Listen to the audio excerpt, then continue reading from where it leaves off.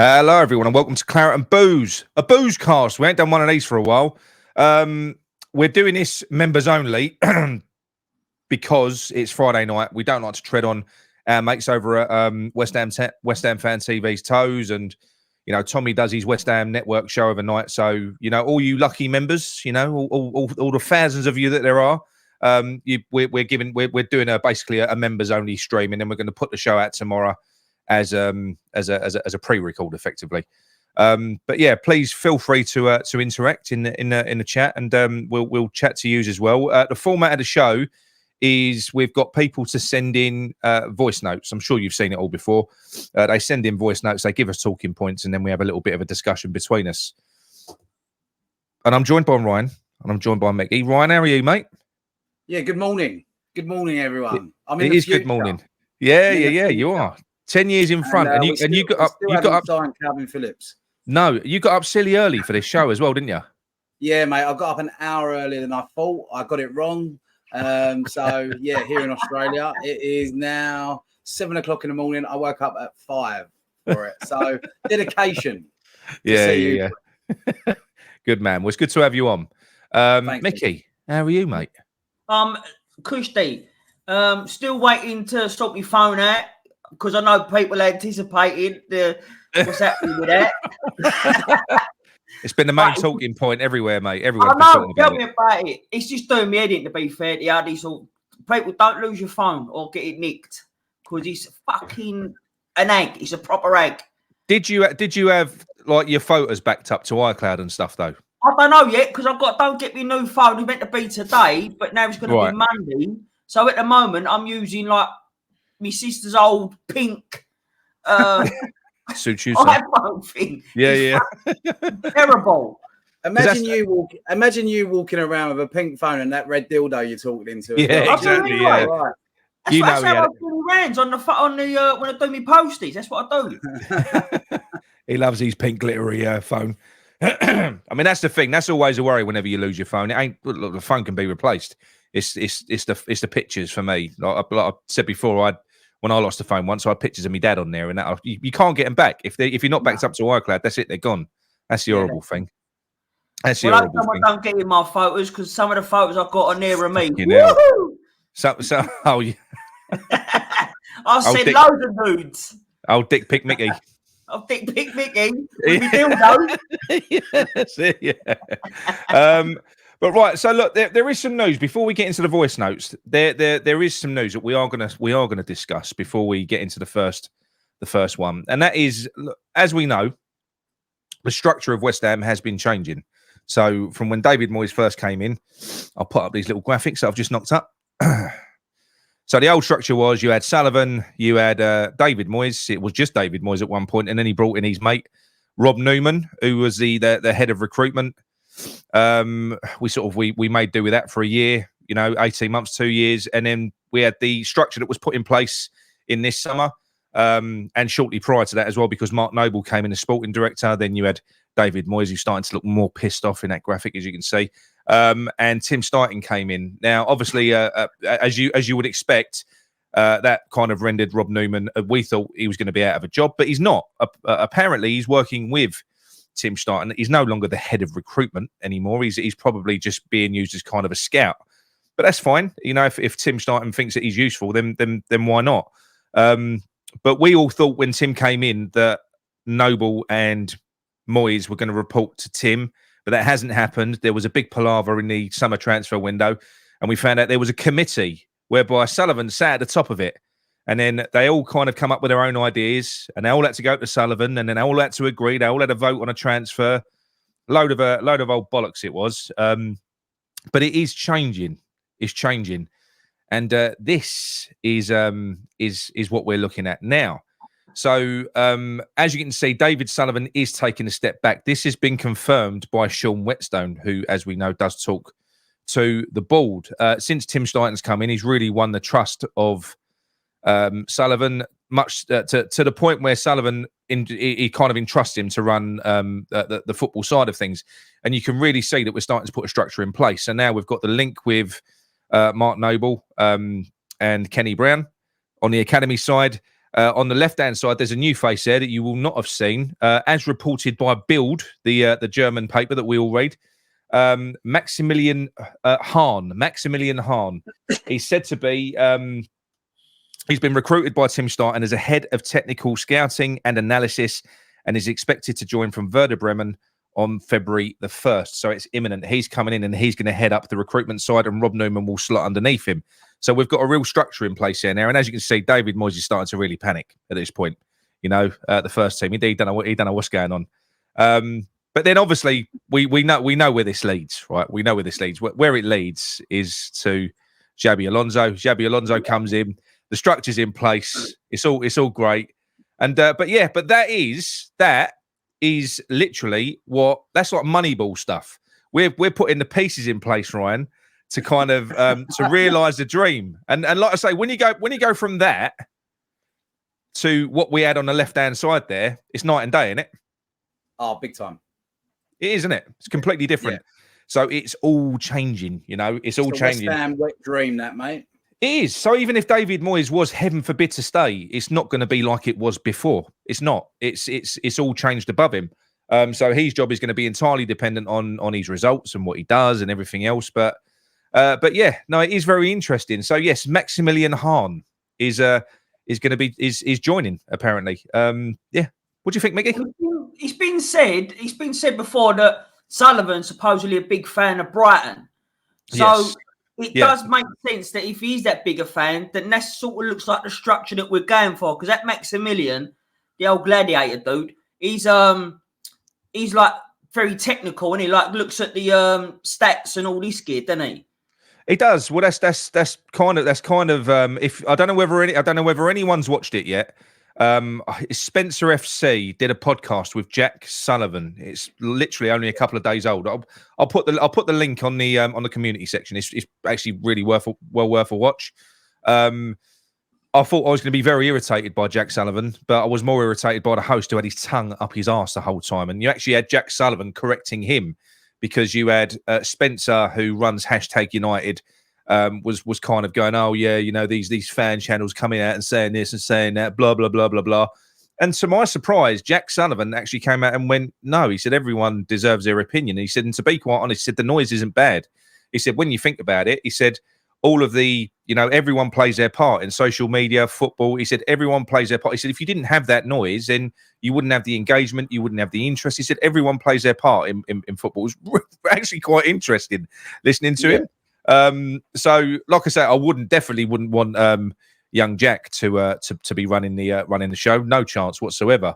Although he probably couldn't be as bad as his dad, but he seems too nice. I don't think he's not his dad. Do you know what I mean? When you listen to him speak, he's not his dad. So I think you've got to be a bit of an arsehole, I think, to run a business like that. Though, isn't it? Though it's just like any product. You need your customers to tell you what's right and what's wrong with the product. Yeah. And that's exactly what we are. We're only saying what we think is wrong with the product, and it's up to them if they want to fix it or not. And I think he's bang on there, mate. Yeah. No, absolutely. No, it's like I say, really, really interesting watch. Look, he's been prepared. He's gone there to sort of say a message. He did say on there as well, which was a takeaway from, I saw somebody clipped a quote online, and that was he said that Sullivan would sell, you know, but that's always been the case. I think he's always said that he would sell to the Saudis, hasn't he? I think Sullivan's always said he would sell to someone that he thought he's got nothing to do with somebody that would take West Ham on. It's somebody that would give him the money that he wants for the club. That's what he wants, you know. Like, we've always been unofficially up for sale, if you like. We've always, but every club is, I think, to a degree. Yeah, I think they are. I think every club is. Especially with the money being banded around at the moment. Yeah. That's like the Saudis are putting their all into sport at the moment. They've gone for the boxing. They've just taken over the snooker. The football's kind of taking off. Like there's money around. It's just whether Sullivan wants to let go of his power. I think it's a power thing. It's not really a money thing. I think it's a power thing. I think once this stadium thing's sorted out, because there's obviously an issue with the stadium at the moment, a lot for anyone that saw the video that we'd done, and especially the one that Gonzo did. He went into far more detail. I think once that's sorted out, you'll probably see some movement, because that's critical, right? if you ain't got a home to play football in, I know.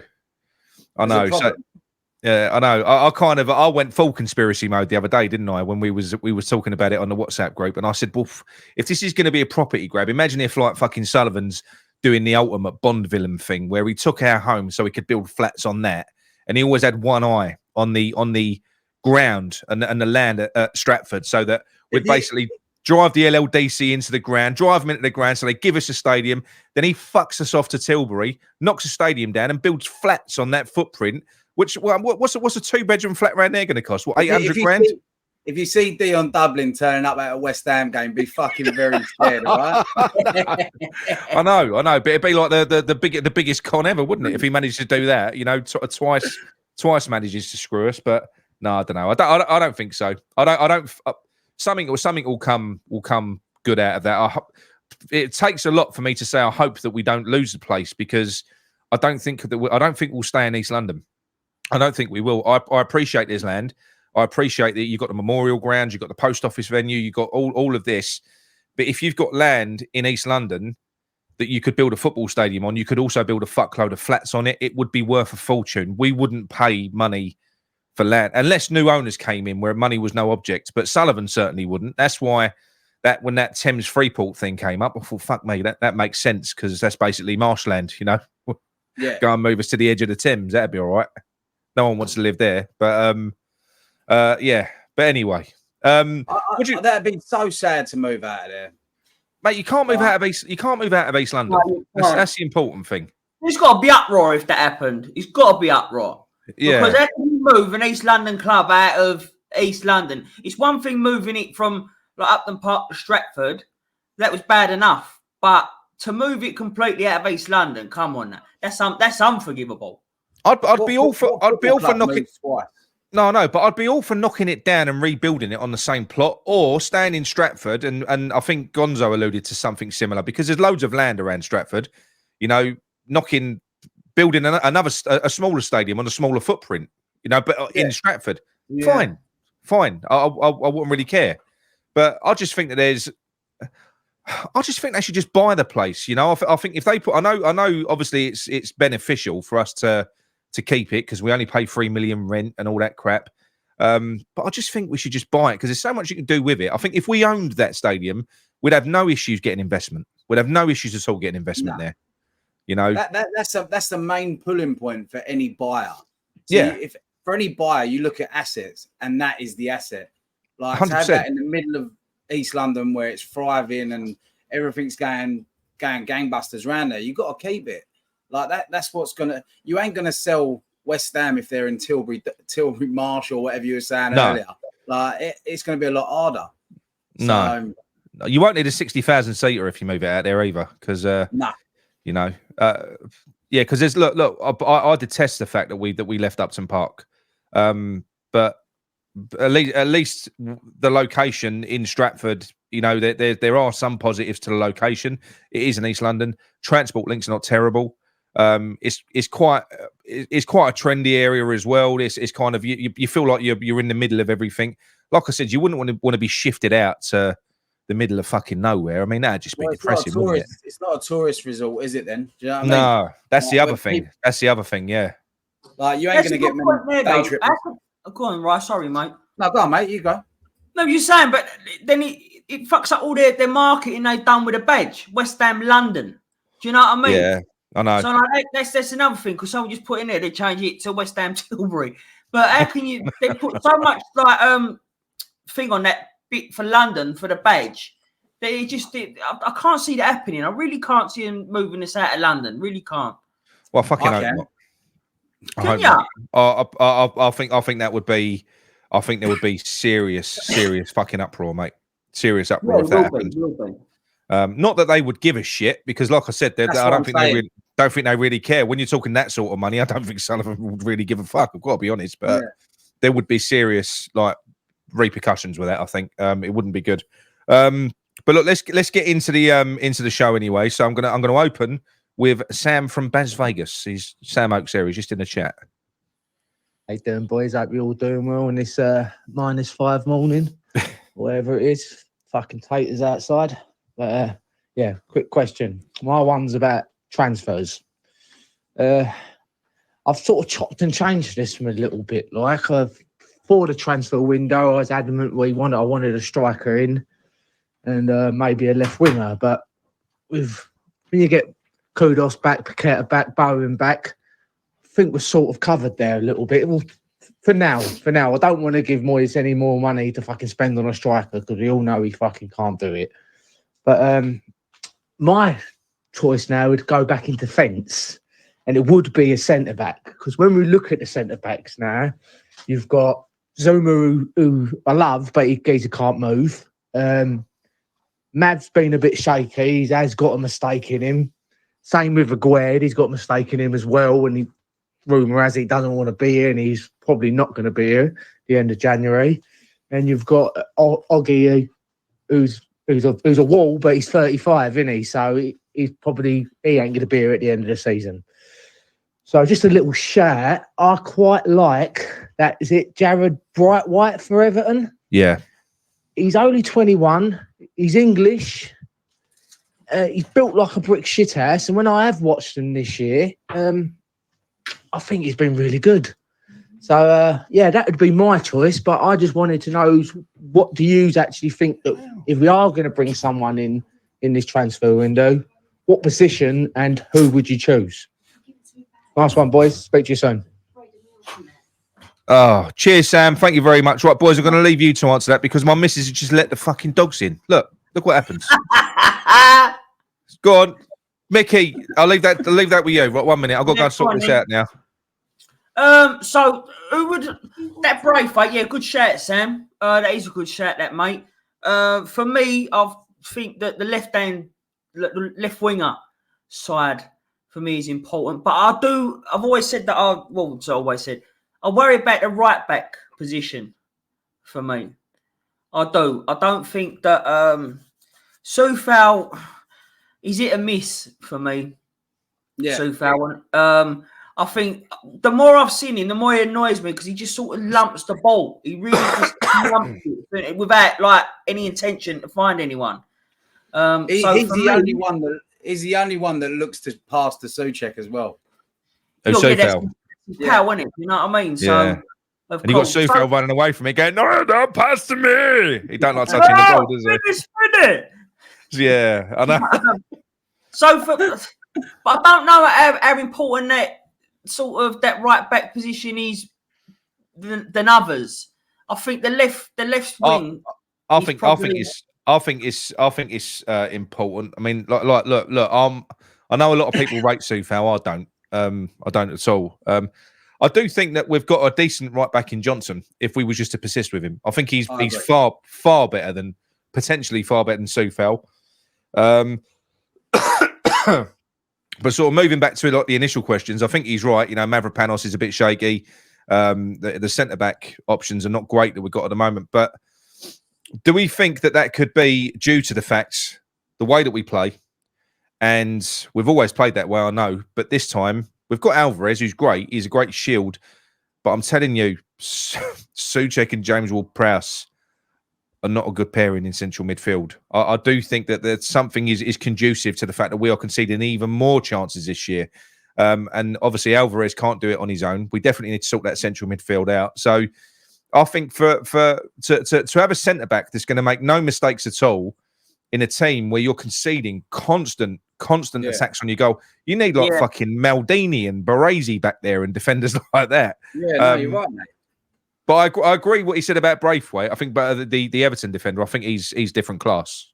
Absolutely different class. I like the Max Kilman shout as well. Yeah. But they'll be expensive, obviously. But I think if you're going to go with a centre-back, I think if you're going to spend big money, if you're going to spend 40 million, 50 million, I think you do need a proper centre-back, maybe somebody that is Premier League proven as well, because we've had Alvarez, like you said, we've had Aguerd come in, haven't we? We've had Mavropanos, and they're fine. I'm sure they're going to be. Well, for a start, I don't think they're really suited to the way we're defending. I think that's the main thing. I thought I'd give Mavropanos the benefit of the doubt, but he's starting to really worry me, that geezer. Like the two passes, fuck me. Oh mate, they're two bad ones, man. Yeah, I know. They're big problems, like they're big mistakes that you notice. and then you see him go shaky for the rest of the game, and you're constantly watching what he's going to do next, because that was in his hands. Both them passes were in his hands, and he fucked it. It's a lack of awareness and a lack of execution as well. Well, I wouldn't even say a lack of execution, because I mean the first one that he missed, the mistake he made against Palace, that was a lack of fucking awareness. He didn't know what was going on around him. No. Yeah. So it was just a wrong thing to do that he did. He made a bad decision. I think the pass that he made against Bristol, because don't forget that all come from a breakdown from corner. You played a shit pass through to Ings. Keeper comes out, clears it up the other end. And then Mavropanos is kind of under pressure. I think if he makes that pass and it's sharp and you ping it back and you zip it back to the keeper, you're fine. But he kind of p-rolled it, and Conway he telegraphed what he was going to do. Yeah, gambled, and that was it. It was game over. But yeah, you can't have that. You want to try and avoid the unforced errors. But has Aguirre been any better on that front? You think the amount of mistakes that he's made? No. But then also agree with what you're saying, and it's that when you get peppered so much, they're working like double time. Constant. Really. They are working double time. So it is hard to sort of judge, say, a defender on that camp. But when it's constant all the time, I think there is going to be a mistake here or there. I'm not saying I'm still on the fence with Mavropanos. I am. No, I am. So I'm not completely gone with him, but I thought he was going to be a lot better than what he has been. I think you've just got to be, the way that we play defensively, you've got to be a little bit special. I think to be able to take that level of punishment that we kind of invite onto ourselves and not switch off at all. You think the concentration levels what they must be when you're without the ball 100%. for that long. When you're without the ball. And bear in mind, these players, not so much Mavropanos, because I don't know too much about him, but Aguirre certainly. I'm convinced if you put him in a City team or you put him in a Liverpool team, he'd look world class. So do I. The only problem with Aguirre is, and Mavropanos in a sense, they're not. I don't think they're that strong in the air. They're good when they're at a corner every now and then. But I don't think defensively they're that good in the air. Like they don't command it like Zuma does. Zuma's like a beast in the air. No, that's where he's gone. But then going back to Sam's question, then where do you think is the most important signing we need to make? Like what position? I kind of agree with him, because I think we've got the players in those positions, and if the club are not lying and they're not gaslighting, and the injuries to these players are not as bad as we first thought, then pretty soon we're going to have Kudus back, we're going to have Paqueta back, we're going to have Bowen back, and you're going to have Antonio back as well. So whoever you buy for the left wing, if we go out and spend 20 million on a left winger, we're buying a backup player. We're buying a backup player. He's going to end up on the fucking bench. So I'd rather buy someone that could go straight into the team and improve it. If we're not going to spend big and only maybe buy one, maybe he's right. Maybe a proper centre back would be the way to go. I don't know. Well, then I'd go for the right back. Then I would go right back. How about you, Ryan? I want to replace Souček. I think the transition from that area into our front three is just too slow, or we go backwards every time. And that's another thing that is always putting pressure on our defenders, because as soon as we lose it in that middle, it's back onto us straight away. Like we're not transitioning the ball quick enough to our front three. It's almost like the front three have to come in all the time to collect the ball and go forward. It doesn't have to be like that all the time. No, it don't. But the thing is, we've had this problem now for 2 years. We've been saying this for 2 years. And this year, obviously, we had Paqueta and Rice in the middle last year. We've brought James Ward-Prowse in, and Paqueta's been moved out to the left wing. And and if Lucas Paqueta can't knock Souček out of his position, this is what I was saying before. If we did sign, we'll go on to talk about Phillips after. If we did sign Phillips, I'm convinced that it wouldn't be the way that we all imagine it would. I don't think it's going to be a Souček replacement, because if you look at the way Moyes acts in game, it's always Alvarez that comes off, and it ain't always when he's had a yellow card. It's just he's one of his first subs that he'll make if he wants to make a change. He'll take off. If he's going to take one of the midfielders off, it's Alvarez. The only other thing that I could do, if he weren't going to drop Alvarez for Phillips, would be that he dropped Alvarez back to centre-back, because we know that he's a centre-back as well. So maybe there's something else that he could do. But what a fucking waste that would be. What a waste. Yeah, it would be a waste. But no, I don't know. Trying to get into Moyes' head, I just don't think he will ever move away from what he bought the corner flag for, James Ward-Prowse, and that is to feed the ball to Souček, and that means that they're always going to have to be in the team. And I think they're always going to have to be in the team. I genuinely do think, and people, I don't know if people probably like stalk me for this, but I see Souček as more of an hindrance. I really do. Yeah. Like, I know that he comes up with an important goal here and there. Lovely. Then bring him up in the last 15 minutes. But for me, as his all-round play, I'm sorry. I think if you had someone like I don't know, just most people could do his job and do it better. Yeah. But it's like Gary said in his video about Moyes, though, like when he did the research, like he has a puzzle and every puzzle has its pieces. And he's used the same pieces for every fucking puzzle in every fucking team he's had. Yeah. So we know he's not going to drop it. You're right, Nick. Like, he's just not going to drop them. And it's frustrating. It's like there's no change. There's never a plan B with him. Never a plan B. No, never. No, never seems to be anyway. I would be keen to see what he would do if we got Phillips in. I'd like to see what he would do. But I think I know what he would do. That's Phillips, JWP and Souček all in one team. I think you would, yeah. Not Alvarez, though. I think Alvarez possibly could sort out our defensive problems because he's a good centre back as well. But again, he ain't the biggest. Alvarez ain't the biggest. He's just 6 foot, isn't he? So he probably wouldn't be. He is, yeah, but he's obviously his position is CDM. Right, this is Colin Adams. Hello, chaps. This is Colin from Essex. It's quite low. How are you? Just to say, first time I'm doing this, great show. I've spoken to Gary before. My subject tonight is basically Tim Steidten. I want to know what you guys think of what his plans are for the club, where the future lies in relation to what he talks about with Sullivan and also Mark Noble's role in this. When do you think that you're going to actually start seeing some changes? I know we've seen transfers, and let's have it right. Some have been turned out to be pretty good. But I think a lot of the fans would actually like to see some actual activity in relation to what the plans are, to ongoing plans. At the moment today, we've heard about rumours of buying Calvin Phillips. Don't get that. The rumours are, well, not the rumours are, I've heard that obviously it might be a case of that let's have it right here. It might be just to appease Moyes. But again, things like this don't really do a lot of favours for all the fans. So realistic, just reacting, what I'm saying is I'd like to know what you guys feel that Tim Steidten's role in all of this is going to be for West Ham, where we go, and what the future holds. Have a good evening, guys. I've kept it sweet and short, as they say. I'll keep in touch, and have a good evening, fellas, yeah? Take care. Cheers, Colin. Short and sweet like Mickey. So... I didn't even know Mickey was only 4'2". He's actually standing up. He's actually standing up at the table. God, I would love to see the person.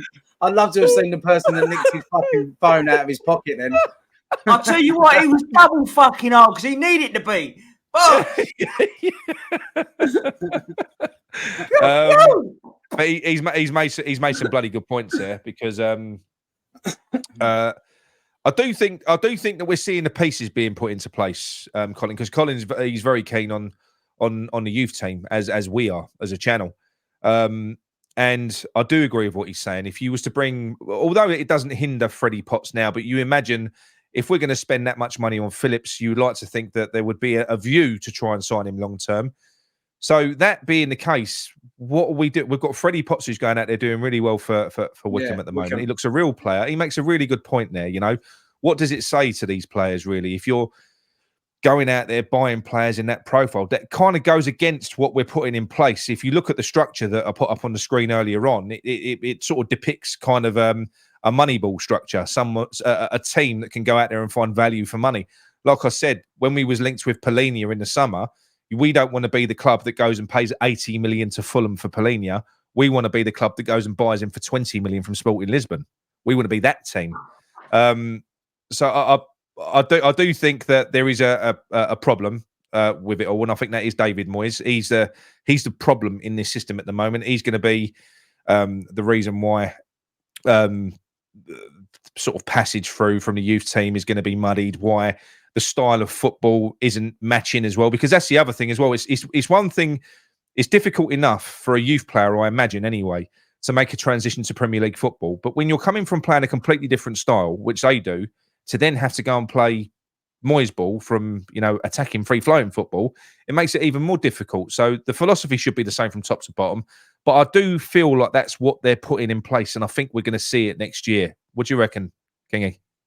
For me, I feel for the youth players at the moment. I mean, anyone that's come in, like you look at Marshall, you look at Mabama, when they've come in, it's only when shit's hit the fan. Yeah. So he's only just chucking them on for the sake of chucking them on.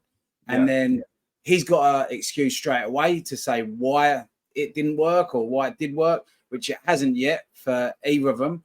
And then you say about Freddie Potts at Wickham. I've been looking at a lot of their what they called game reviews and stuff like that. Yeah. And the Wickham fans love him. Like, I know it's a lower division football, but it's still men's football. It's men's football. Like, it's men's football, yeah. It's men's football. It's not this under 23s thing. Like, he's getting stuck in. He's obviously doing a good job. And then, as you say, you look at Phillips, and he's probably thinking, I hope he is only here for the rest of the year, because I wouldn't mind coming back and having a little dig myself. You know what I mean? Like, so it puts them in a really bad situation, and us as fans and as a club, because then if Wickham go, all right, well, actually, we'll take a punt on you permanently, then that's going to turn his head by seeing someone like Phillips or Paulinia, and he'll go, well, if they're going to go for this lot, what's the point in that? What's the point of me hanging around? I've just watched Jack Cullen do it. I've watched Connor Coventry. Like, Connor Coventry's probably about 29 now. Like, you know what I mean?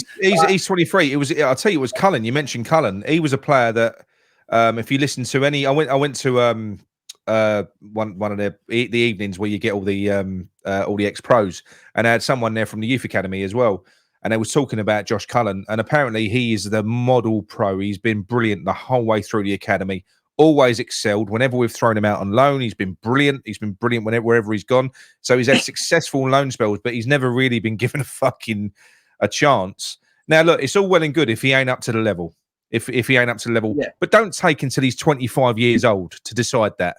He literally, his career started when he went to Anderlecht at around about 25. He was robbed of fucking years, really. Yeah, that's terrible. That's terrible. You know, he's robbed of a good few years of football there. Yeah, you should know by the age of. I think the age of 21. By the age of 21, you should know whether that player's got a chance of making it into that team. If they haven't, then you need to start finding them new clubs. But this is what we've been saying. This is what we say a lot all the time. Listen, they might not be any good, but unless you give them a shot, try. Like, what was it? Mark Noble said, didn't he? He didn't. He was better than he thought he would be. Saying along them lines when he got into the first team. He said he went up. He said his game went up a level when he made his debut. He said, I was doing things I didn't know I could do. So he rose to the occasion. He rose to the occasion. And now you need to know whether some of these don't do that. You know what I mean? You've got to give them a shot. And we've seen some like that at Scholes and that at left back. I don't know why they didn't play him instead of like give them a chance instead of like Creswell, who's going to be gone at the end of the season. Thing is, don't set them up to fail. Do you know what I mean? Like, as I said, the games that they have played, whenever they've got in, like he's setting them up to fail every time. Like, what's the point in bringing Mabama on up top on his own just to launch it forward every time? Like, the kid's playing against full fucking grown adults now. Do you know what I mean? In the Premier League, got a bit of nous about him, and like he's got no one around him. But at the moment it is like this. So I'll probably got these structures wrong, because at the moment you got three verticals. You got recruitment, you got first team, and you got academy, and the connecting piece is Steidten. We know that Moyes isn't really too concerned with the youth team until he's desperate and he needs numbers on the bench, and then he'll you know, if it wasn't for injuries, we would never have seen Mabama this season either. We've only seen Marshall come in because we've had all of these injuries. But I do think that when you're looking at changing that piece to someone like an Alonso, there would be another arrow between Alonso and Kenny Brown. I think there would be an interest on that side, and they would all feed into each other. And I think that there needs to be a pathway. If you've got talented players coming through, because there can be nothing better for a club than having a Declan Rice, free money, someone that can come into your team that you've developed and then go on to be an 80 million to 100 million pound player. If you've got someone that's got the potential to be doing that, then you should not be blocking that. You should be nurturing it and trying to fucking develop it. And I hate to say it, but Chelsea and Arsenal do that fucking fantastically. They do, yeah. You look at Broja. How many games has he played? Not many. And he's being touted for 50 mil, and that's profit, pure profit. Exactly. And Man City are doing that now. Man City have been doing that over the last couple of seasons. They're making Sancho yes, went from that geezer we was after went to Ajax, that left winger. Cole Palmer as well. There's loads of them. Who's the fullback that Spurs have got as well? He's decent. I can't think of his name now. Is it the Argentinian one? There's loads of them. They create players for fun, but to do that, to get to that level, I think you'll see it with Pep. Pep will bring players in. He'll bring players into his team, and he does it at the right time. Like they'll be 2-0 up in a league game, and he'll bring players on with half an hour to go. With all and he'll set him up for success because he'll put him in an area where he's got all the good players around him and to help him. When you look at Mabama, bless him, and I feel so sorry for him because I'm not writing him off.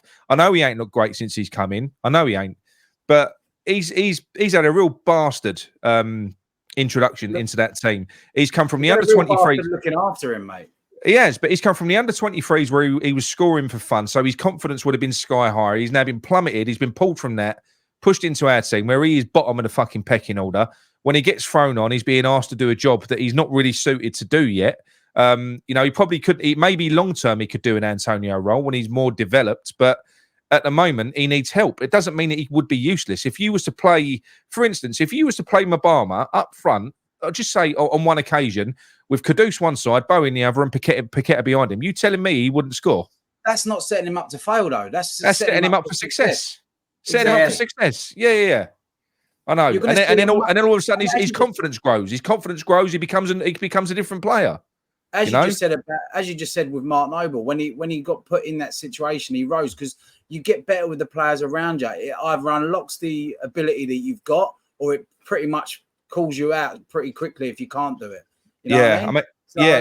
Absolutely. Mr. May says all them kids need a season out on loan to see how they can handle league football. Well, we never did that with Deck. And my argument, if I was a youth academy player, is how many players that we've had really that I know Mark Noble was probably the last one. Ben Johnson didn't go out on loan, I don't think. How many players that we've sent out on loan to do this process have we they've come back and we've used them? Because we don't, because there's no room to wait in the Premier League. So if there is a right back position, you fill it. So irrespective of how well he does on loan, when he's away, his position's gone.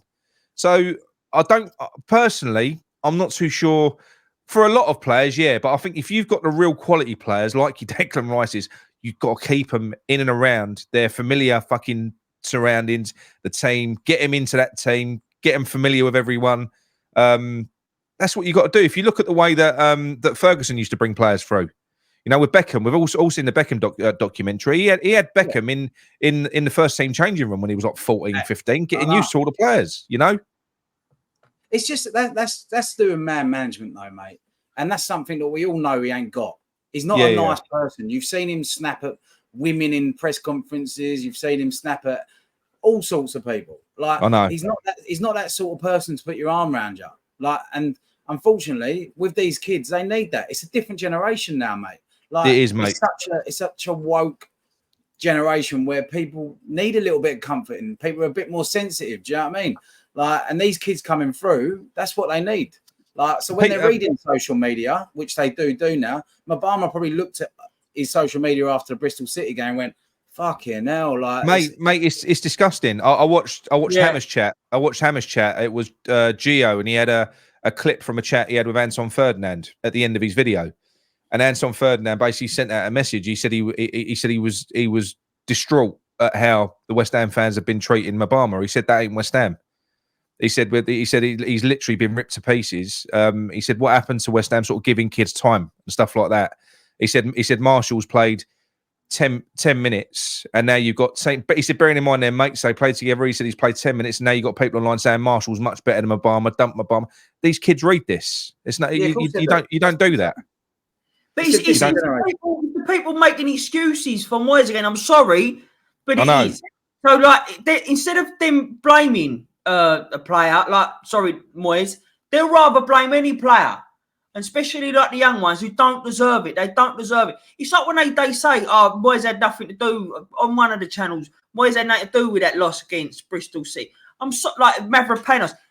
That wasn't the first time that we passed back to the goalkeeper. If we passed it once back to Fabianski, we passed it 100 different times. And you telling me that weren't Moyes saying, right, when you get there, pass it back to the goalkeeper, we'll play a tactic. I do think you've got a good point there, Mick. I do, and that doesn't excuse the poor execution and the poor decision that he made. But it's like one of the main reasons that Fabianski was in the team is because Fabianski is an expert at slowing things down, which goes completely counter to what a counter-attacking team should be. It should be the minute he's got that fucking ball, go on your toes. That's what a counter-attacking B should be. But we don't do it. I saw it with Areola when he first came in. You saw him start sort of check himself, start bouncing the ball. He weren't doing that before. We slow everything fucking down, and I don't understand why. I really noticed that against Bristol City. Actually, I really noticed that against Bristol City because Fab he's like, oh no, not you. Yeah, not you. He did it 3 times. In one time he had the ball. I was like, how can you keep fucking stopping and thinking? He's stopping thinking in his tracks, and it's just like, mate, just fucking release the ball here. And sorry if I'm stumbling over my words. It's fucking early here, all right? So no, but that's 100% right though. And like Mickey says, it probably is to a degree instructions on how they're told to play. You know, we've seen it ourselves. Antonio said it in his podcast that we all love.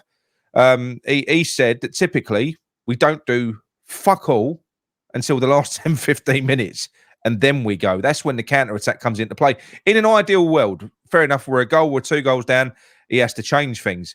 But if it's 0-0, typically Moyes will do nothing. This is his ideal scenario, even though we scored some early goals this year, but this was very much the case last year. We do nothing until the last 10, 15 minutes. Nothing. So it's mad. It's mad. I'll never understand it. I think let's go back to that Steidten thing then. So where do you think he's going to be then? Like, what is Moyes the problem then? And then we're going to see it next year? Or no, he's a bottleneck. He's a bottleneck. Like I said to you, for us to realise the dream of having the academy players coming all the way through and giving them a perfect path. For a start, you've got to have the same philosophy being played in the youth team as is being played in the first team. So everyone's playing the same way and being coached the same way, from the kids up to the first team. That's the first thing. Moyes is a problem there. So that's not going to change until that goes. Also, in terms of players that we're getting, like he said, we was linked with Calvin Phillips. It was actually Mace that pointed me to a I can't think what it's called now. Fuck yeah, you had Roy Keane, Neville, and the overlap video, and they were talking about managers, whether the manager should be buying the football or whether it should be a director of football that should be doing it. And they all had differing views to a degree. Obviously, Ian Wright went, no, it's got to be the manager, and Neville and Keane were both singing from the same hymn sheet. I seem to remember. Yeah, they were. They said no. He said because managers are short-sighted and only think for themselves. They don't think for the club. They think about what they need now. So Ian Wright's thinking of the old generation, though. But Gary Neville being involved in Salford now, he's looking at it from an owner's point of view rather than a footballer. Or I think it depends on the manager.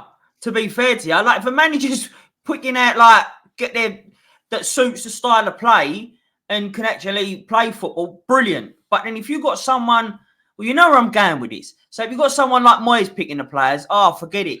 But you saw through the targets that we had, it was a perfect illustration, was our targets in the summer versus Steidten's targets. So you had Maguire, McTominay, all these players. Polina, 28 years old, coming on to 29, 80 fucking million. There's no money back in that. So as good as he is, that's a dead deal. You know, that's it. That's not the sort of deal that we should be doing. You can't tell me Moyes went out and got Kudus, fucking Alvarez. No, but that's what I'm saying. So Moyes was looking at these players because he knows they're oven ready and they will get him through this season now. He don't give a fuck what it costs because he can rebuild and buy new players next year. Whereas what the director of football should be doing is looking a lot fucking further than that. They shouldn't be so short-sighted. Yeah. How long you're going to get out of the player and how much can we get back from it later on? Yeah. Absolutely. Right, let's go on to the next one. Let's do the dulcet tones of the Kevmeister. Hang on, you'll know what I mean when I play it. Hang on. Good evening, Nick and everyone. If Moyes was to leave in the summer and we got a more progressive manager playing a higher line, which players do you think would benefit and which players do you think would lose out? For myself, I think there might be still hope for Ings and Cornet. I think Gerd would get a new lease of life. Ben Johnson possibly as well, and maybe some of the underage players. The losers for me would be the slower players, the players that don't pass as well. Antonio, Souček, Sifel, Zuma, Agbana. Just wondering what you guys and the guys in the chat think. Thank you. Cheers, Kev. So I mean about it's a very soothing voice, isn't it? Very soothing voice. It felt like BBC Radio 4, didn't it? It's like Wales song. It's like really soothing. Yeah, no, it's good. But yeah, it's a good question. What do you reckon, Kingy, on that one? What players? So say we went out and got our progressive manager. Think of that. Moyes is gone. Xabi Alonso comes in. Which of our players that we got at the moment that are struggling could come back into a fray? Could come back, and which ones would be fucked off? Basically, would be no good. I think Antonio's going to go in the summer. Yeah. I think with any new manager, I think you've got to. I think any manager will be looking at Antonio going, yeah, he's been a good servant, but I think I can bring in something better. Yeah. And you need to move on from the old guard. I don't agree with the Ings thing. I think he's run his race with us. And he's got to go. We need to free up some. The slowest race ever, by the way. And there's the biggest horse in the race, and that is Souček. He's going to have to go. If you're going to play progressive football, you can't have traffic cones sitting in the middle of the field, can you? No, you can't. You're only going to get reflection from the fucker, you know? So, like, it needs, they're the three for me. I agree. There is one more, and it's very sad because I do like him a lot, but he's only suited to a low block, and that's Kurt Zouma. He would need to go. He can't run. So if you're playing higher up the field, you know how they've got the cameras. You know they've got the cameras like on strings, like from the stadium. Can we just stick him on one of them just so he can head the ball? Yeah, do you know what's weird though, right? His knees are fucked, right? I'm up for that. The weird thing is his knees are fucked, but he can jump. He can't run, but he can jump. Did you see his knee go the other day? Yeah. I thought that was gone. Like his knee twisted. Do you know, I feel so sorry for him. I've got so much respect for him because he doesn't train now. He's literally, I think he's playing on painkillers. The guy's playing in agony. I actually do really fucking rate him. I really like Zouma. I really rate him. And it's only when he gets exposed, you know, if we play in such a way where, you know, he's exposed for pace. But generally, one-on-one, if somebody's running at him, he's fucking good. If someone's running at him, he's all right. He's a big unit to get round. He judges, he reads the game well. Like you said, he's brilliant in the air. I just think, you know, if it weren't for his knees, he'd be one of the best centre backs in the fucking Premier League. I'm telling you, we probably wouldn't have him. No. Yeah, I agree. We probably wouldn't have him. He'd probably still be at Chelsea doing bits out. Yeah.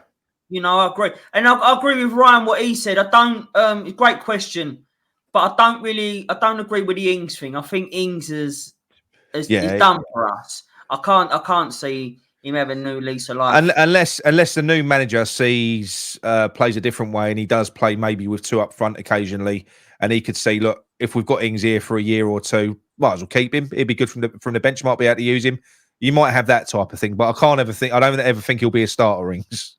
I don't think he'll ever be a starter. I can't see it. I really can't see it because even a progressive manager, say like Alonso, and you say about a front two, he's going to want pace. And unfortunately, we see the other day, Ings just ain't got the like. Ings looked like he was running in syrup at that time. Do you know what I mean? For some reason, Ings looks like he's running backwards when he's going forwards. Do you know what I mean? It's mad, isn't it? He does. He does. It's like the faster his legs move, the slower he goes. Imagine him and Zuma in a race. Yeah, I know. Don't know who'd win. I don't know who'd win. But the other one, I think Soufal will go. I think there would be life in Ben Johnson. I think there would be if he's still here at the end of the season, which is unlikely because he's out of contract. They need to get that sorted. Apparently, he wants 50 grand, 60 grand a week. Just fucking pay him. I'm not a fan of Ben Johnson. I've got him in. I'm not a biggest fan. I like him. I like him. I know when he coming against Bristol City, I genuinely thought he looked one of the better players. He came on and progressed the ball forward. He did a lot. Him and Emerson. Yeah, him and Emerson. Yeah. Forward. I said to you guys in the group chat, I was just like, stick Emerson in the middle. Yeah, like, I know. You can see what he's doing. Like, swap him out. I can't remember who was up front.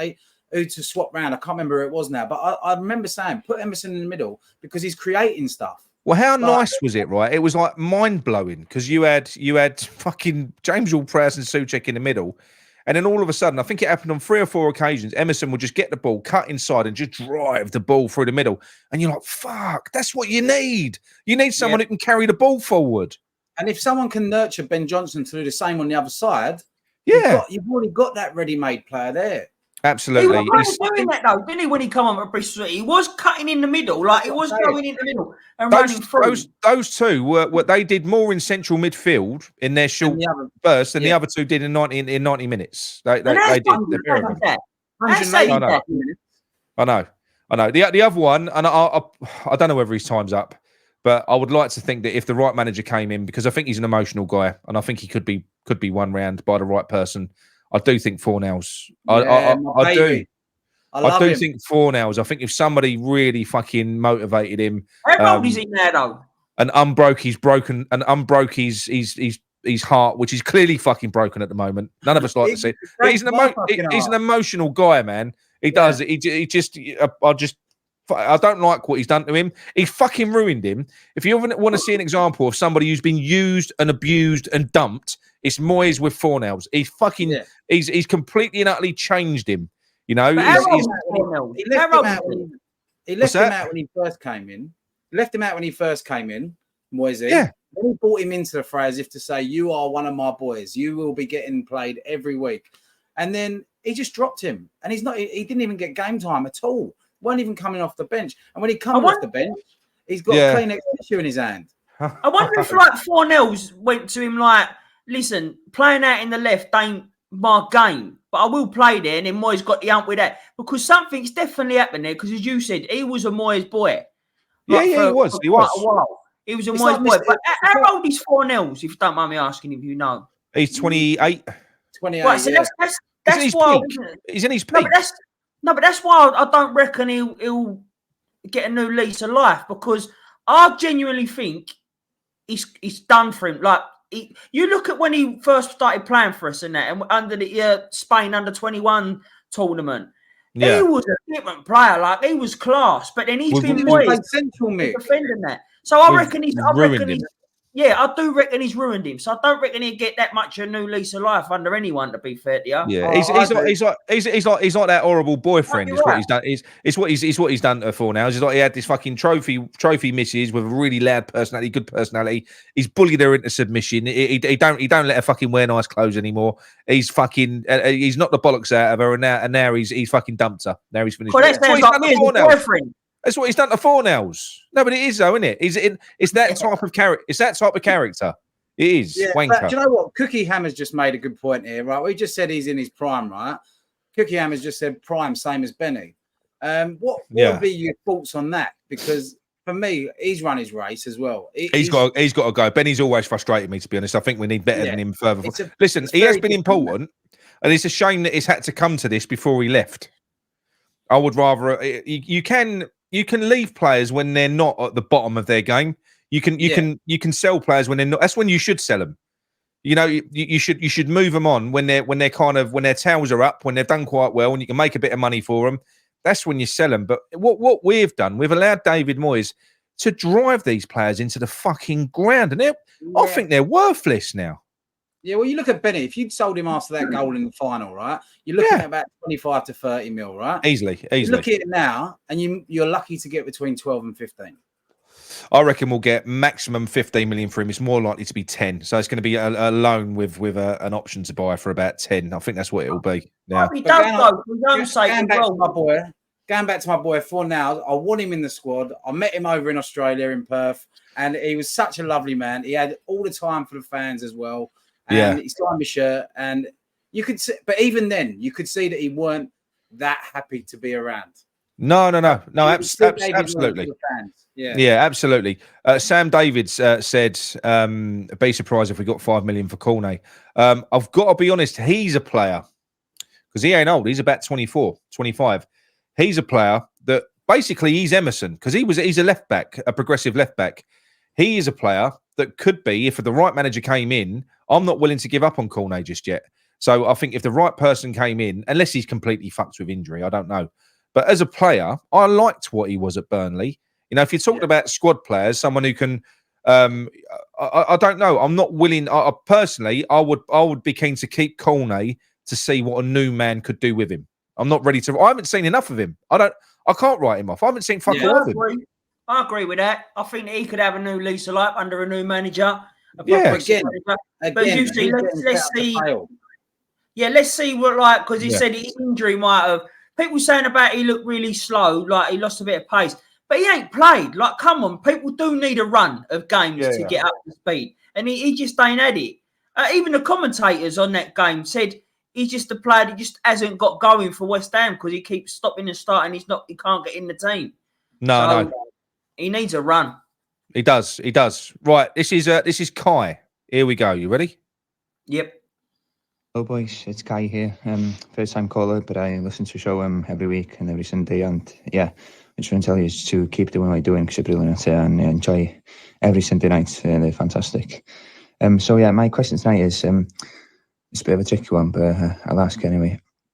Would any of you go back to Upton Park if someone was to take away the 3 years we've had in Europe with David Moyes for the last 3 seasons, and obviously the move to the Olympic Stadium? Would you go back to Upton Park and lose all of that? Personally, I'd probably go back to Upton Park straight away because I just feel as though the football we played back then was just different. It was just more exciting, and the feel around the place and everything like that. So I know it sounds a bit bonkers, but I would probably go back to Upton Park, even though someone was to take the European glory we've had over the last few seasons away from us as well. So yeah, let me know what you think. Thank you. All the best.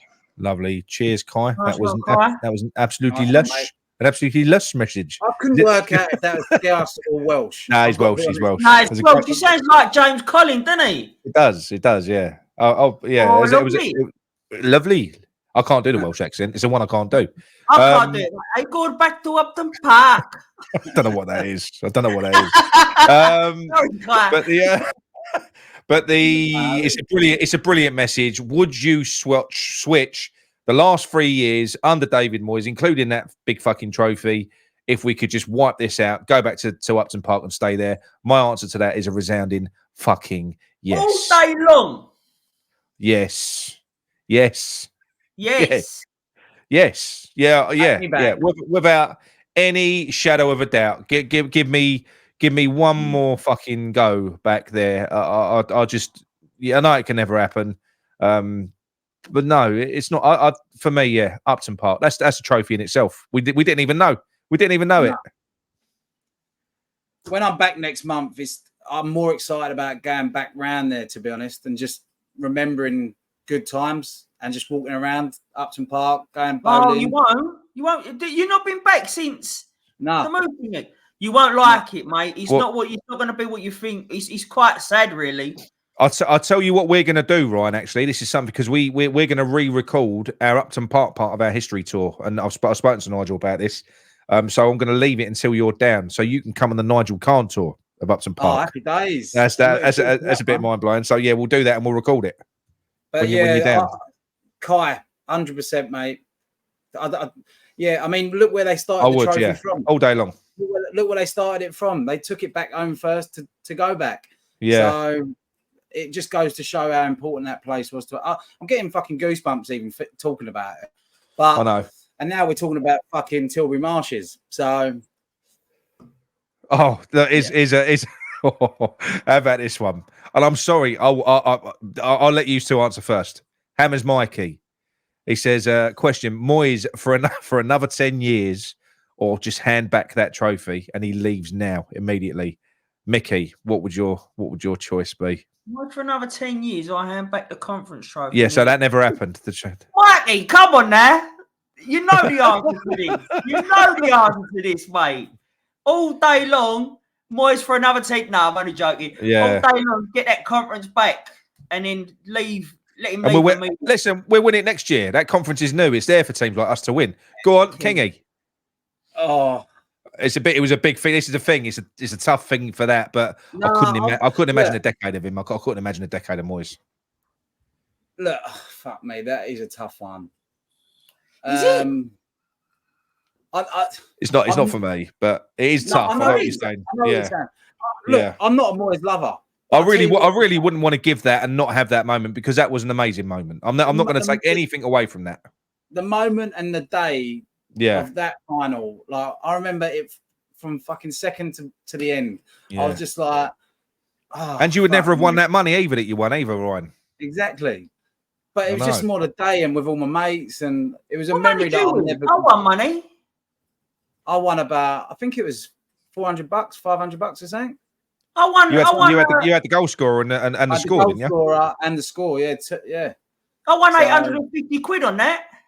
All right, we're not here to talk about Charlie Big. Yeah, I'll beat you. You can buy a new phone with that anyway. Right, fuck him off. Go get himself some new platform shoes. Hang on. All right, I'll answer it. I would not give the trophy back. No, that's fine. So well, that's a big one, but that isn't saying that you want David Moyes for 10 more years. But what you're saying is that was such a great moment that for that you wouldn't be willing to relinquish it. No, I'll get that. I'd say it was the best day of my life.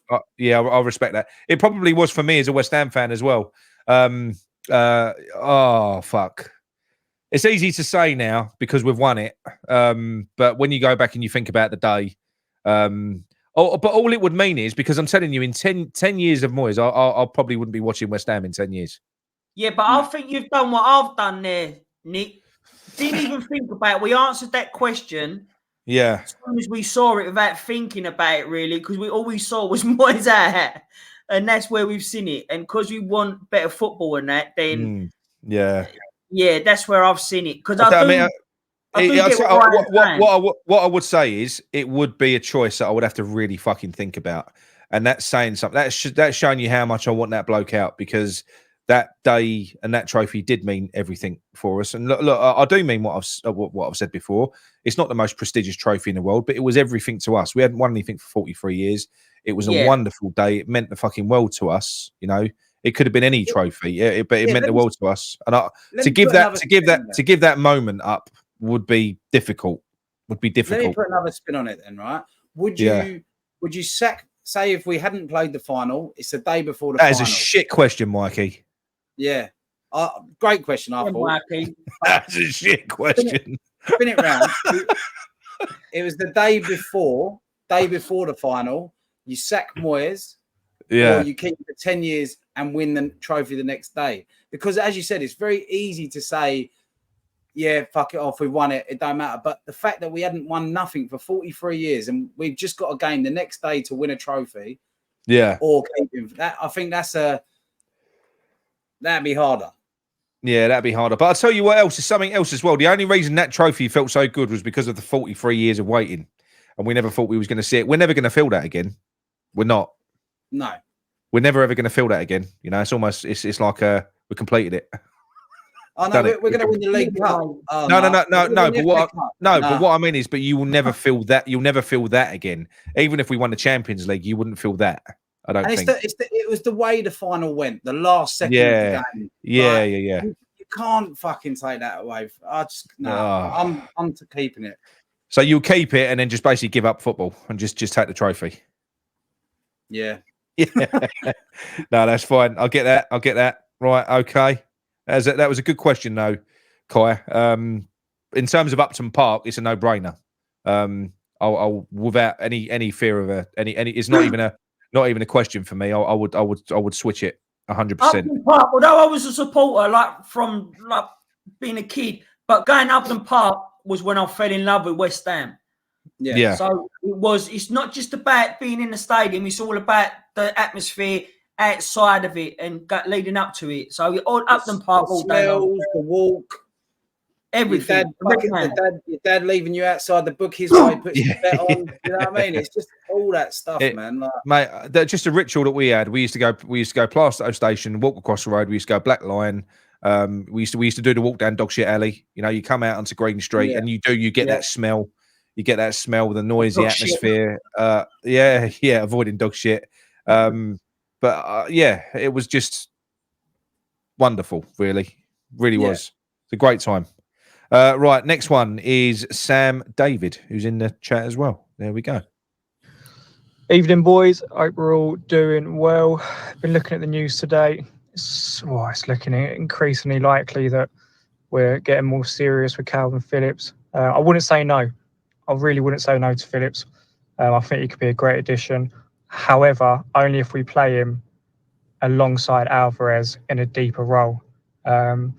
Souček, could you imagine if we kept Souček in the side, kept James Ward-Prowse and dropped Alvarez every time we wanted Phillips to play a game? No, Sam. You know it would happen. That would be mental. So Phillips, yes, bring him in on the basis that he works alongside with Alvarez as opposed to being sub for him. A left winger, I'd love to see Jota brought in. I thought he was fantastic at Celtic, and I think he'd really suit us. I actually think he'd suit us more than Emile Smith-Rowe, even though I've now seen reports from X saying that Smith-Rowe is potentially dead in the water. It's not going to be happening. With Jota on the left, we can bring Paqueta back inside. That means what you'd have is Paqueta in the middle, Alvarez and Phillips sitting a bit deeper. I think that's got legs in it. I like it. Phillips and Alvarez, they're both fairly similar on the ball. And everyone knows they're fantastic in that deeper role.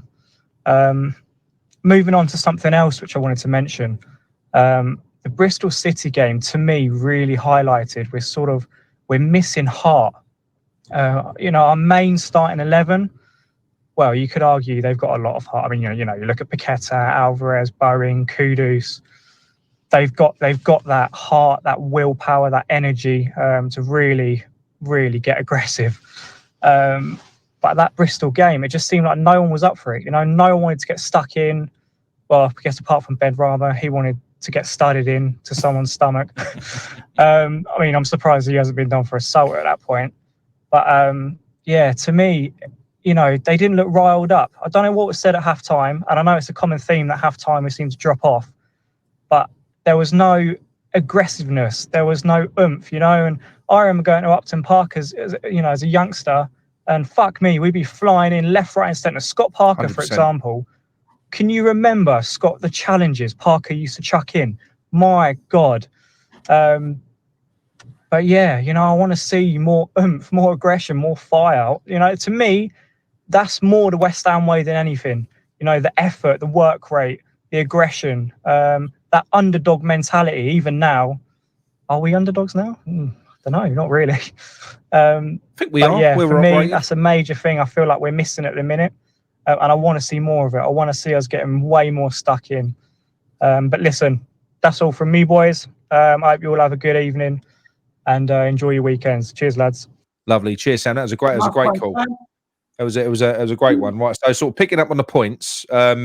So obviously Calvin Phillips, if he came in, and we've spoken about Calvin Phillips already. But what do you think that he would do if we signed Calvin Phillips? Just very quickly, Mickey, do you think that we would see that? Because I think that would be fucking brilliant. If you say we signed Calvin Phillips and we signed a left winger, and the central midfield for me would be Alvarez, Phillips, Paqueta in the 10. It would be Kudus on the right, Bowen in the middle, and the new winger, left wing. How fucking good would that be? Yeah, but again, that's a no-brainer. Of course, I'll take that. But we know that wouldn't happen. unfortunately, Sam, I do genuinely believe. Listen, if we got Phillips to replace Souček all day long, but I don't think that'll happen. Souček is his main man. Why is it? That's a Moyes man, so I don't think we'll see it. So it's a bit hard because I do genuinely think if we got Phillips, we'll be seeing Phillips, Souček, and Ward-Prowse. Whereas if we got Phillips, it should be a fantastic signing that should transform our team. Yeah, it should be all day long, but I've got no faith in that happening. No. He won't be Phillips for Souček in my eyes. It won't. No. What about yourself, Ryan? No, I agree. It doesn't. I like it, and it's a bit like your graphic that you put up, mate. I was just thinking about it earlier, seeing Alonso's face in there. Yeah, it's fucking brilliant. It's fairy tale. It's not a fairy tale. It's going to happen. Oh, I know. It's going to happen. It's going to happen. I hope so. I do. Like, it's going to happen. It's just, I think I'm becoming so disenchanted with it that it is negative, and I could just see him playing alongside Souček rather than for him, which is the biggest problem. So I like the Calvin Phillips thing. I think it stinks of him wanting to get back into the England team. So that could also be our aggression, what he's talking about there as well. Someone who's going to put a little bit of a challenge in. Someone who's a bit of a leader, taking it on from. Well, like you said, he was Leeds captain, wasn't he? He was Leeds captain, and I think you'd have that aggression from him. So I think the caller, he's made a good couple of points there, and I think Calvin Phillips is a lot of the answers to what he's just said. So, but it's just only if he gets played where we think he should be played, not where Moyes thinks he needs to be played. Yeah, absolutely. And what about Jota? Well, I don't know if I said this on the last show or we said it in the chat, but I fancy Jota. Out of all the left-sided players that we've been linked with, I fancy Jota probably the most. I think that he'll link up. I've only ever seen him play twice. I can't really comment. I think he's got that tricky flicky. Yeah, tricky flicky. Whirly. Yeah, flicky tricky. Curly whirly in him. Do you know what I mean? I think he'll link up. Is there end product? Are you looking at goals and assists? Yes, absolutely. We've got a great shot on him, Jota. Yeah. That's who I would like as well. So I agree with him on that sense as well. I've got a lot of Scottish boys in my football team that I play for over here, and they're Rangers and Celtic. And I've asked them about him, and they basically said like they think he could be a little bit too lightweight for the Prem. I've heard other people say that on other channels. I can't comment because I don't know too much about him. They said that he was great for them at Celtic, and that's why he earned his move. But they did say that they think he would struggle over here. And so I'm not going to say I watched him week in, week out, but I did ask them boys, and they did watch him week in, week out, and they weren't too impressed to think that he could do it in the Prem. So. Yeah, and it's like ring rust, isn't it? In boxing, if you ain't boxed for a long time, you're gonna fucking struggle. And he ain't been playing out in Saudi, and the people he's been training with ain't exactly world class, are they? Look at Henderson. Nothing worse than ring rust. But no, look, listen. I would take any one that would come in that was tricky and direct. Somebody, I want. Somebody like Kudus and Bowen, even if they're not to that level exactly, it's just someone on the left who's direct, who can beat a fucking man, whip a ball in, cut inside, have a shot. Ain't got to be world beaters, so that we can get Paqueta back inside again. Because, like I said to you, that would transform our team. Games are won and lost in central midfield, in my opinion. I know that fucking goes counter to everything because of what we've done this year, and we're in sixth. But typically, when two football teams go head to head, when one of them's not fucking shitting themselves in their own 18-yard box and playing shit-house football, when you've got two teams that are going at each other, the battle is won and lost in midfield. If you had either Phillips or Fofana with Alvarez, I would prefer Fofana, but I would take Phillips all day long. And with Paqueta in front, that midfield three there, you want fight, you want heart, you want battle, that is what you're going to get with them three, any combination of them three players. What Sam David has just said, exactly what I was waiting to say. What you've just described there with the tricky flicky and direct at running at people, that is Jota. That's what I see as Jota. that's what I saw as well. I'll take him. I don't know too. I'll be lying. I don't know too much about him. I've seen him twice, and he looked good. He looked good. No, yeah, to me, he did. And can I just go back to? Sorry, Sam also said about getting players and that it's hard. He said the heart's gone out of the team. Yeah, yeah, but then also like having a bit of fight about you and everything. Yeah. Now, if you look at, and it does sound like we're always slaughtering, but it's just an observation. So if you look at Alvarez's first 2-3 games for us, he was like a ball. Right? Yeah. He was like he'd go in and he'd barge people up. He was like a ball. And it's not just the only player that he's done this to, but it seems to me that we see this massively at Bristol City. It seems to me that the instructions are don't go in too hard on challenges. Like we don't. I think with Alvarez though, in Moyes' shoes now, I would be worried as well, and I'd be saying to him, "Can you just a little bit?" Because I'd be so worried about him getting yellow cards and bans. So we get yellow cards, Nick, for like doing nothing. I know. That, like, he'll talk and he'll get a yellow card because you've got that thing. So I'd rather him get a yellow card by upping up a player to say, right, I've got your I'm having you now. Do you know what I mean? I'd rather him get a yellow card for that. And I'd rather we see it with it was nice actually, as bad as he was, Soufal, he showed a little bit of fight again at Bristol City. But I thought he was. I thought that was one of his worst ever games for us. No, what I'm saying is that he had that passion because he was getting mugged off massively. He lost it. But what I mean is, he looked like he wanted to fucking. I think what it is. I think you're right. I think we've got fighters in the team. You can look throughout. I mean, when we've got Kudus, Bowen's a fighter. You know, he fucking tears back and guys. Paqueta, Alvarez. You know, Zuma's no shrinking violet. Soufal, Emerson's not. He loves a tackle. We've got loads of players that do. It isn't the players and the personnel. It's the limp-dicked way that we are set up to play, which is submissive. It's submissive. It's like he's fucking gagging us. He's putting gimp suits on all the fucking players and asking them to just fucking stand there and take a beating. That's what he's doing. Yeah. So he's literally, it's a submissive style of play, which we don't typically press and go after the opposition. We've got players that would love that. They'd be like packs of fucking dogs. If we would, they would love to go and hunt the ball down, but we don't. It's stay in your shape. Don't go out of position. Fuck off. It's so boring. And we're so much better than that. So much better, I think. What do you reckon? What do you reckon on that, Kingy? Anyway. No, I agree too. Like, but then again, the game has changed. Like, you can't jump into tackles like Scott Parker used to do. Like, and then you look at like when Alvarez does do that, and as you say, first one he does, yellow card, and then we are literally like a bit disabled for the rest of the game. So the game's changed, unfortunately, not for the better, in my opinion. But then again, this comes from not having. Because I'd rather have a full, like Mickey said, you're probably better off having Alvarez at 100% for 50 minutes and then taking him off. So 100% fucking go in. Try not to get in. Try not to get your yellow card in the first 10 minutes, mate. But get in, get stuck in, be clever, go after them. And that's where the bench comes in. You've got 5 subs. That's where the absolute dickhead sanctioned the loan of our only backup CDM.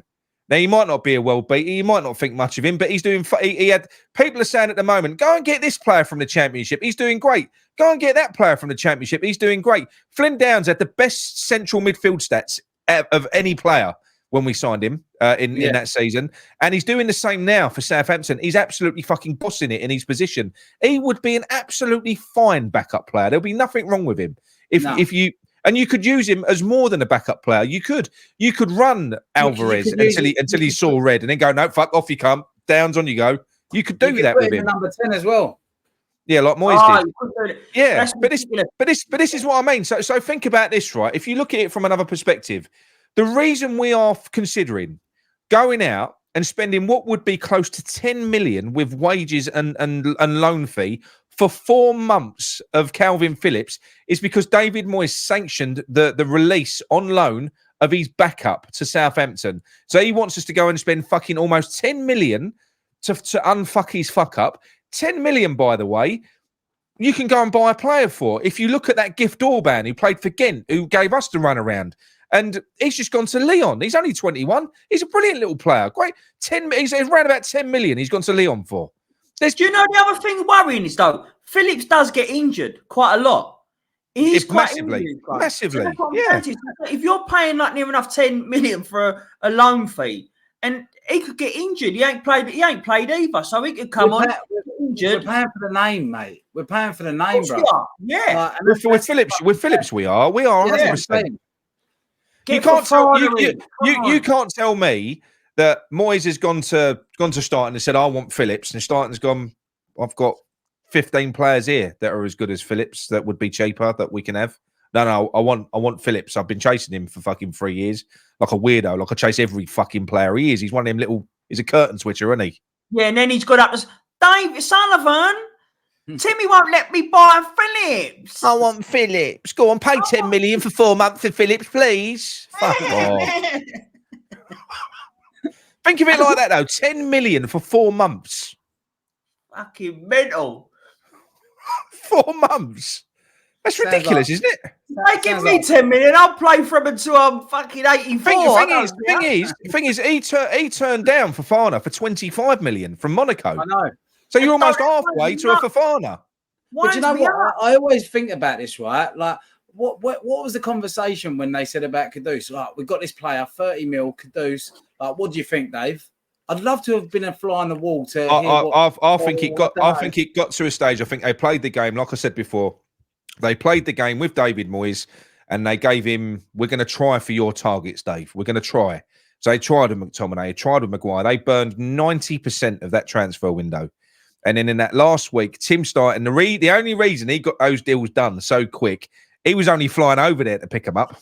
The deals are already fucking done. So he basically had all of these deals queued up, but they was paying lip service, I reckon, to Moyes and saying, yeah, we're going to try. We're going to try and get these players in.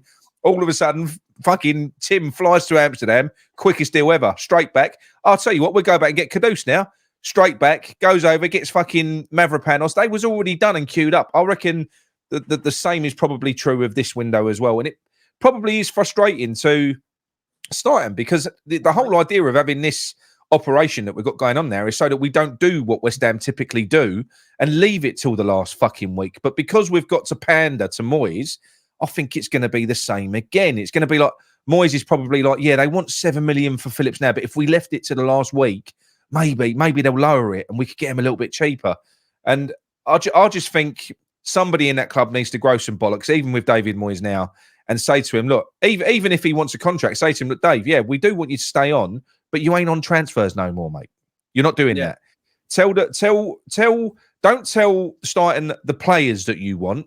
Tell him what you need. I need a CDM. I need someone that has this attribute and this attribute. That's what I need. Tim goes off, gets it done. That's how you do it. Don't go to him and give him a list of players that you've already fucking scouted on VHS, which is what he's probably been doing. Right, you know? Just say, right, I agree with that, yeah. And I don't think he'll accept that. Hopefully he won't accept that. But say that he did say, right, I want a CDM. And he just say, for example, Steidten gets Fofana in. But it's not the player.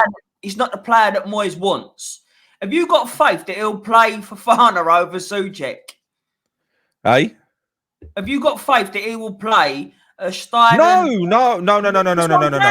If Fofana came in now, I don't think he would drop one of his players for one of Tim's. I mean, the only reason Kudus has got into that team is because he was doing a Rooney. Every time he gave him 10 minutes, he was coming on and fucking scoring. Kudus literally forced his way in, walked on the pitch and said, you ain't dropping me, mate. That's literally what he did. I don't think that he'll do that. I don't think that he would have played him if Antonio had not got injured either. No. I agree. Right. Okay. Did we answer all the points in that one? We did, didn't we? Yeah. Okay. I can't remember now. I went into a rant. That's a good one, Sam. Right. So we'll go to... Right. Okay, Corral. Oh, I ain't lost it, have I? No, there it is. This is the guy that puts puts us all to shame tactically. He does a great call he put in once. Brilliant. He's got more coaching badges. Yeah. He's got more coaching badges than me, the bastard. Hang on. All right, Nick. All right, fellow boozers. Not really sure what to think of the Sheffield United game. On paper, we should have enough to beat them, but the team's just so disjointed. I'm really not sure. And losing to them won't set us up for the Bournemouth game, which will be a lot harder, as we all know. Even if Bowen and Paqueta are back by then. I don't know. You know, these next 5 games are massive, and the next 2 in particular, we need to just find ways to win, I think, and then hopefully maybe get 1 or 2 players on loan at the least, which I think is the most business we'll do in this window. I don't think it's right to give Moyes money, but I'd like to believe that Steidten having the say on things with an eye on next season, you know, that they could potentially find a compromise between Moyes and himself and get a player that both envisage being a part of next year's squad, whoever the new coach, hopefully, is going to be. In regards to Gonzo's video on the stadium and your follow-up, yeah, it's kind of an eye-opener. I wouldn't put it past this board, although I'd like to believe that something a little closer to Stratford could be found, or even if it's on the same plot as Gonzo, I think, suggested in his video, that they make a smaller stadium on the same plot. I don't know if that would be a viable option, but I'd like to believe that they're not going to move the team out to Essex. Otherwise, that would be the final nail in the coffin. I already touched on transfers. I mean, we need players, as we all know, but I just don't see anything concrete. You know, even if this young Ghanaian kid comes, is he going to get a chance? Our own academy players are not being given a proper go. So why would we believe that, you know, a kid coming from another country is going to be given any fairer chance? Anyway, I don't know. I'm not looking forward to the second half of the season as much after that Bristol game. Hopefully we can just string some results, but the over-dependence on our front 3, as great as they are, is not enough for me. And, you know, the deluded Moyes brigade, and there was one idiot on TalkSport the other day that was, you know, blaming our defeat on not having them, which is ludicrous. It is not good enough. We should be playing better, and it's only fair that we expect to be playing better. And idiots like, you know, the TalkSport lot and others of that ilk, fearing that, you know, God forbid, West Ham should actually play a nicer style of football is nothing short of ignorance and just annoying. Anyway, all the best to you guys, and pew pew pew pew. Yes, it's your pew pews. Where's a brilliant call, Corral. So I'll tell you what, we'll start at the end. Kingy's going to have to go shortly. I've just seen your message, so you're going to have to go 5 minutes. Give us 5 minutes because I want to get stuck in. We're going to start with the last point first. TalkSport. Did you see that video? The one with Simon Jordan, Jim White, Danny Murphy, and then you had Scott, who went on first. Moyes out, spoke really well. Puffer the Postie, by the way, he's in our chat. He watches us all the time. And then what Jim White did, he did what he normally does. Called on one of his wankers, Ryan, who phoned up. Not you, Ryan, the other Ryan. There's plenty of Ryans about, but Ryan was the caller, and yeah, it was ridiculous. And I'm telling you, these are plotted as well, because I have phoned up TalkSport. I have, and it was peak when I was fuming with Moyes, and that's all they was talking about on the radio. I phoned up, got through, and they basically said to me straight away, "You Moyes in or Moyes out?" I said, "I'm Moyes out." They went, "All right, we'll phone you back. Put the phone down." So they basically they're queuing up. They want people that are going to give the narrative that they want to push. And I thought some of the stuff that they came out with, I thought Scott put his point across really fucking well. He says everything that we say on this channel, everything. I'm not going to repeat what he said. Everything that we think, he echoed that, and he kept his temper really, really well, because you know how smug fucking Jim White is. Luckily, you can't see him when you're on the phone to him, because I'd lose me rag. And they what was it he said to Danny Murphy? He said he pulled Danny Murphy up and he went, "What really annoys me with you, Danny?" He said, you come out and you say Spurs have had 2 years and 3 years of Mourinho and Conte, and it's so nice for them now that they've got this. They deserve this. They deserve this football. And he said, why do you feel any different to us? And then later on, Murphy addressed that, and he went, well, there's a difference between Spurs and West Ham. They've got better players. They've got better players than you. And he said, well, I'm sorry. Spurs didn't look like they had better players, did they? In the last 2 years, 3 years, they looked shit. They look rubbish. But what's happened is you've got a manager that's come in and he's started making use of players that was no good before. Lo Celso, players like that he started making use of players. A couple of astute signings. But on the whole, player for player, Spurs ain't way better than West Ham. No, they're fucking not. They've got a way better manager. But what do you reckon about that, Ryan? Did you see it? Did you see it? Yeah, I watched it. Jim White is the Richard Keys 2.0 for me. He's there. He just wants to be a mate with everyone that goes on that show.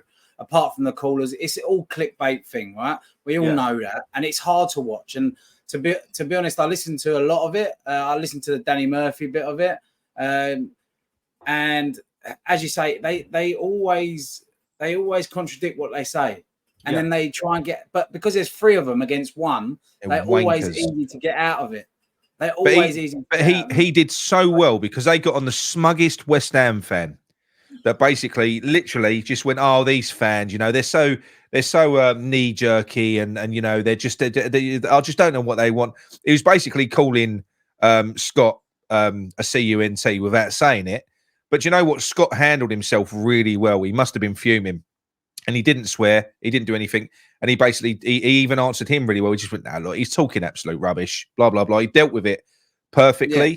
But that is what they try to do. They take a passionate fan who phones up because they're angry, and then they try and fucking wind you up to the point where you can't. Because I reckon in that situation, I must admit, Scott did way better than probably what I could have done, because I would fucking lose it. I'd lose my temper. I would. I'd end up being cut off. I'm just not calling. I struggle to watch it. That's why I really think platforms like ours and stuff like that. That's why it works, because it irritates me to the point where I can't watch it. And that's why I struggle. If I hear them, because it's like bully boy tactics. There's three of them on one. I find it really hard to watch and listen to it. And they cut you off, and you can see Jim White. He's smiling as a West Ham fan is talking, pouring his heart out effectively, and he's smiling, and he just waits for him to. Well, more often than not, he cuts them off and just starts throwing loads of the same fucking facts. 6th place, 7th place, won you a trophy, blah blah blah. Wait a minute, let me get this West Ham fan in. Look, listen, you're a fan that goes to the games. What do you think it's like over there, knowing exactly what this fan is going to say? Yeah. He's a prick. He's an absolute prick, honestly. I hope he's one of the fucking wonders of the television presenters world as well, because he is a knob. Mate, honestly, I hope he slips in dog shit and knocks his teeth out on the fucking pavement. Yeah. I do. Can't stand him. But no, it really wound me up. So look, that was TalkSport. The other point that he made was obviously to do with the stadium, and I think we'd all agree with that. If the stadium was to go, we'd prefer to stay in Stratford, at least stay in East London. That definitely is what we would all prefer. We can't go to Essex. But in terms of sort of transfer targets, what were the targets that he mentioned on there? Can you remember? Well, I think it was more to do with, like, would we give him money? And no, I wouldn't. But then again, he's probably gone in and said, "All right, don't give me any money, but can I get some loan players?" But then the loan players are $7 million for fucking 4 months. So what's the fucking point? Yeah. It is ridiculous. It is ridiculous. And in terms of the upcoming fixtures, even with our players, we need these players back if we're going to have any chance of sort of succeeding, moving through the season and trying to retain or stand within touching distance of that top 6, top 8. We need those players back. But I think even with them, we're going to struggle, because I think most people would agree, even the most ardent fucking Moyes fan would agree, that we've had a massive slice of luck in our games that we've played in. And there's been an awful lot of teams underneath us that have been unusually shit. Well, probably because they've been struggling. So Brighton have had loads of injuries, but they're still there. They're still within touching distance. Newcastle have been absolutely brutalised with injuries, but they're still there, really.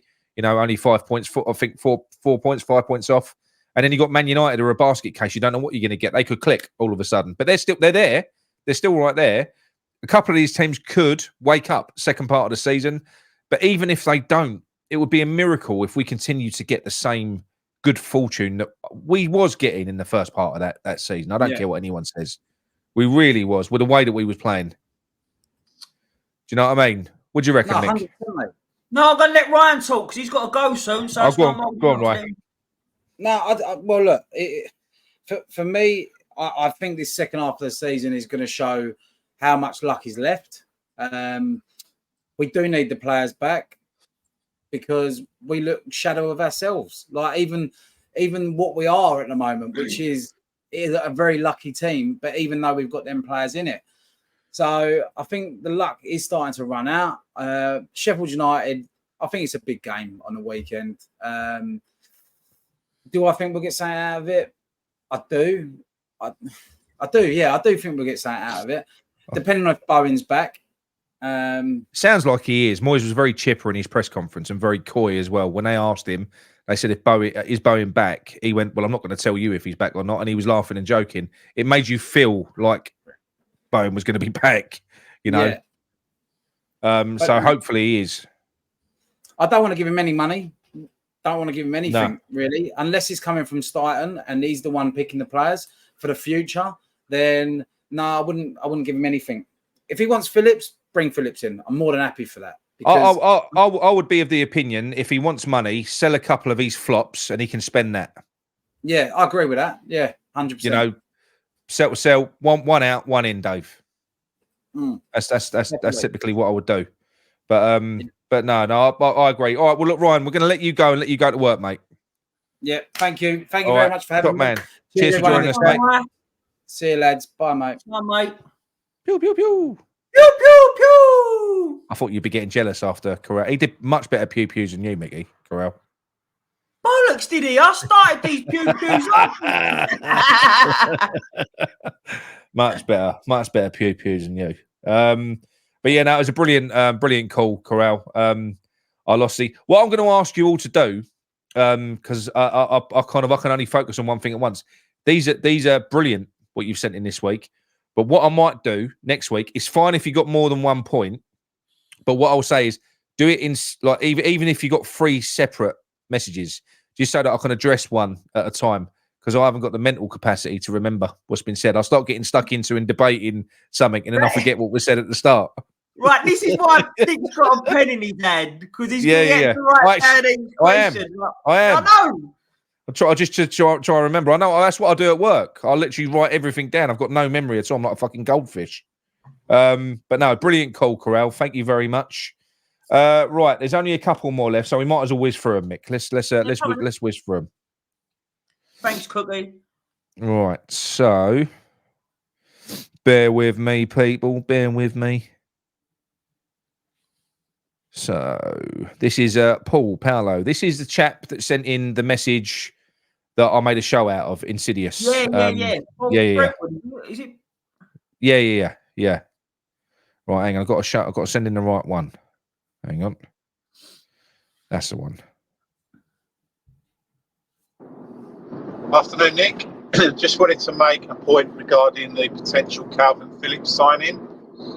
First of all, what are you guys' thoughts on him as a player? I'll be honest, I've not really seen enough of him to make a judgment, so I'd be interested to know what you think of him as a player. Secondly, if he does come in, presumably this is a David Moyes signing, so does this mean that the board are backing him with money because he's staying? Is this a sign that he's staying, or am I reading too much into that? And thirdly, where do you think he'll play in the team? Do you think he's come in as backup for Alvarez because they are pretty much a similar type of player? Is he going to come in as a squad player? I find that hard to believe, to be honest with you. I think he is a Moyes type of player. Moyes will want him in the team. So if he does come in, is he going to play with Alvarez? If so, that makes us very defensive in the middle of the park. And who's he going to leave in? Because I know he will not drop Souček. Not in a million years is that bloke ever going to go out of the team while Moyes is manager. So we could end up with a midfield of Alvarez, Calvin Phillips and Souček, which is, to me, is an awful midfield. I don't know where that leaves Will Prowse. Obviously, I know we are going to need a squad. I totally understand that. So there will be rotation. But where do you think Calvin Phillips fits in? Personally, I don't think we need a Calvin Phillips type player. I would rather see someone like Freddie Potts coming in as an understudy to Alvarez. You know, I know he's out on loan at the moment, but I would rather give a youngster a chance than spend a load of money on Calvin Phillips when I don't really see him playing with Alvarez. So, it'd be interesting to know your views. I feel like the midfield that we should be playing, our first choice midfield should be Alvarez, Paqueta and Kudas. For me, that midfield would destroy most teams and would put us in a great chance of pushing for the top of the table. Obviously, it would mean we would need a striker and a left winger to allow Bowen to go back on the right.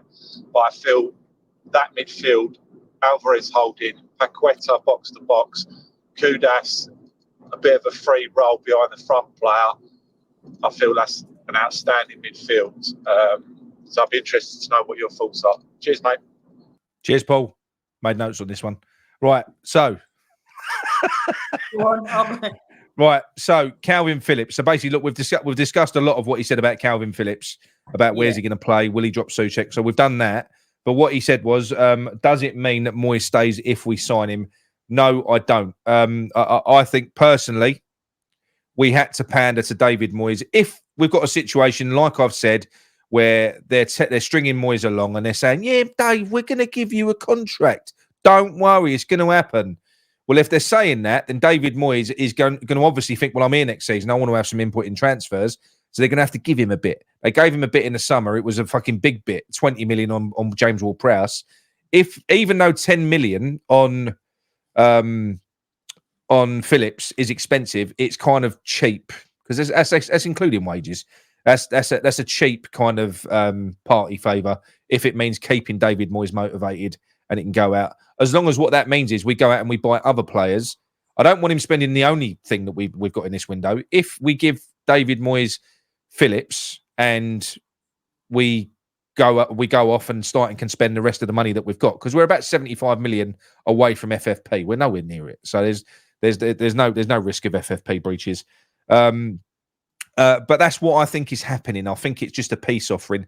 But even so, I think you can see now that the mood has changed. So Sean Whetstone is kind of doing running commentary on Twitter on this transfer.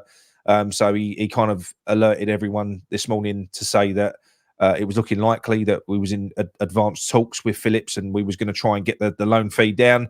But now he's playing it down. Now it's looking very much like it's going to be a we tried. So that's what it's looking like. Same as Smith Rowe. I think Smith Rowe as well. Not so much. I think it's more that Arteta wants to keep him. I like Smith. I think Smith Rowe's younger. I'd probably be more inclined to go for Smith Rowe. However, we do need that deeper player. I do like Smith Rowe though. I think can he play on the left? I think he can. I think he can play on the left. Two different players though. As you like you said, they're two different players. Smith Rowe's more attacking. Yeah.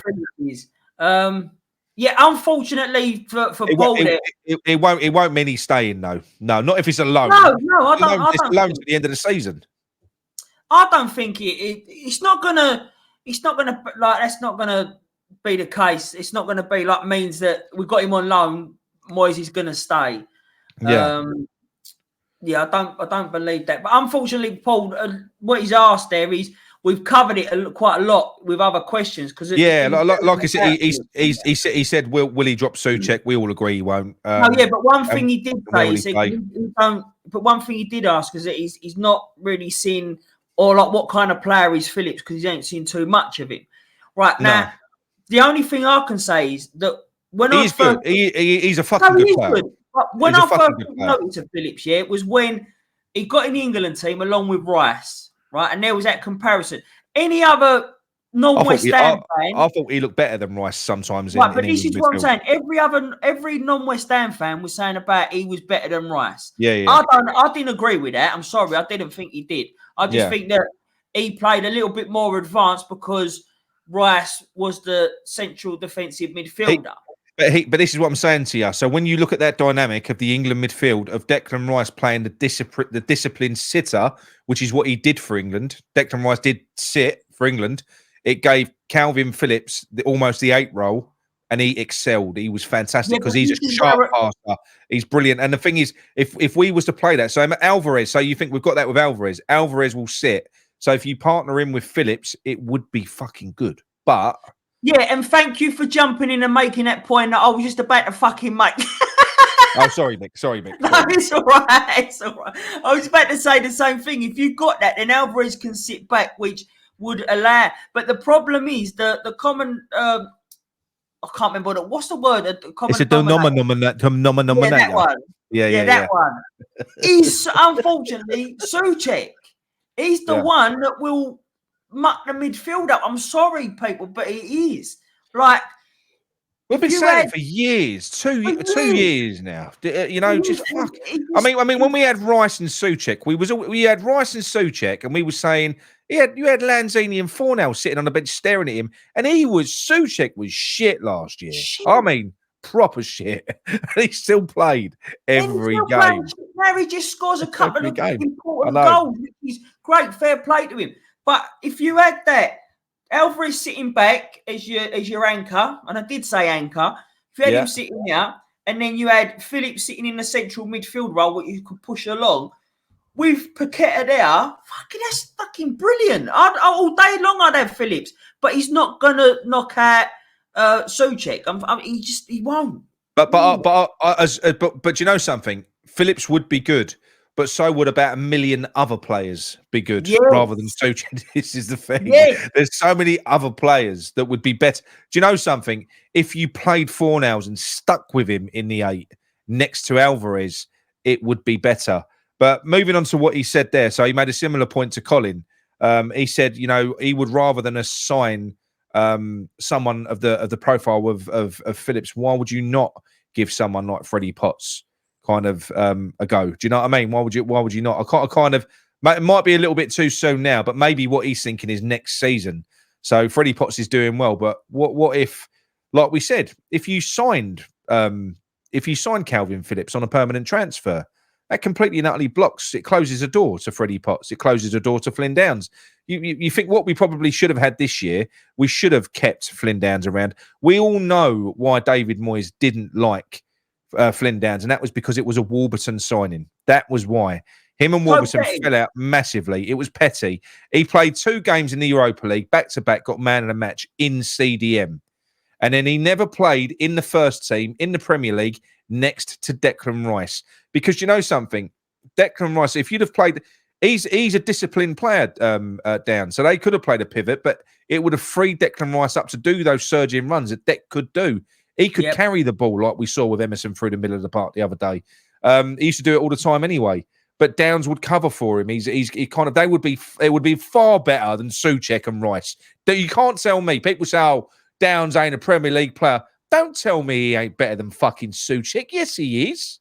He's way better. I'll never say that because I bet that the chances that he got in Europe, he would end up being man of the match about 3 games in Europe. It was 2 in a spin, and then when he did get a game in the Premier League, he played him in the 10. He played him right wing, anywhere other than where he fucking is good. Do you know what I mean? Yeah, and then when people saw that, they were like, "That Downs ain't no good." He's not an attacking player. He's not an attacking player. You know what? There's another thing that really annoys me about Moyes. He loves playing a player out of position. It fucking blows my mind. Yeah, no, absolutely. But I do completely agree with you. Rather than going out and buying someone like Calvin Phillips, who is a very good player, but he's going back to Mickey's point, you can't get away from that. Massively injury prone. He got injured playing for Man City, injured repeatedly, playing for Man City, where it gets rotated and rested and hardly played any fucking games. If you become a mainstay in that West Ham team, you play every minute of every game. It'd get broken. It'd fucking break down. His body wouldn't be able to take it. He's definitely injury prone. He would not be able to cope with it.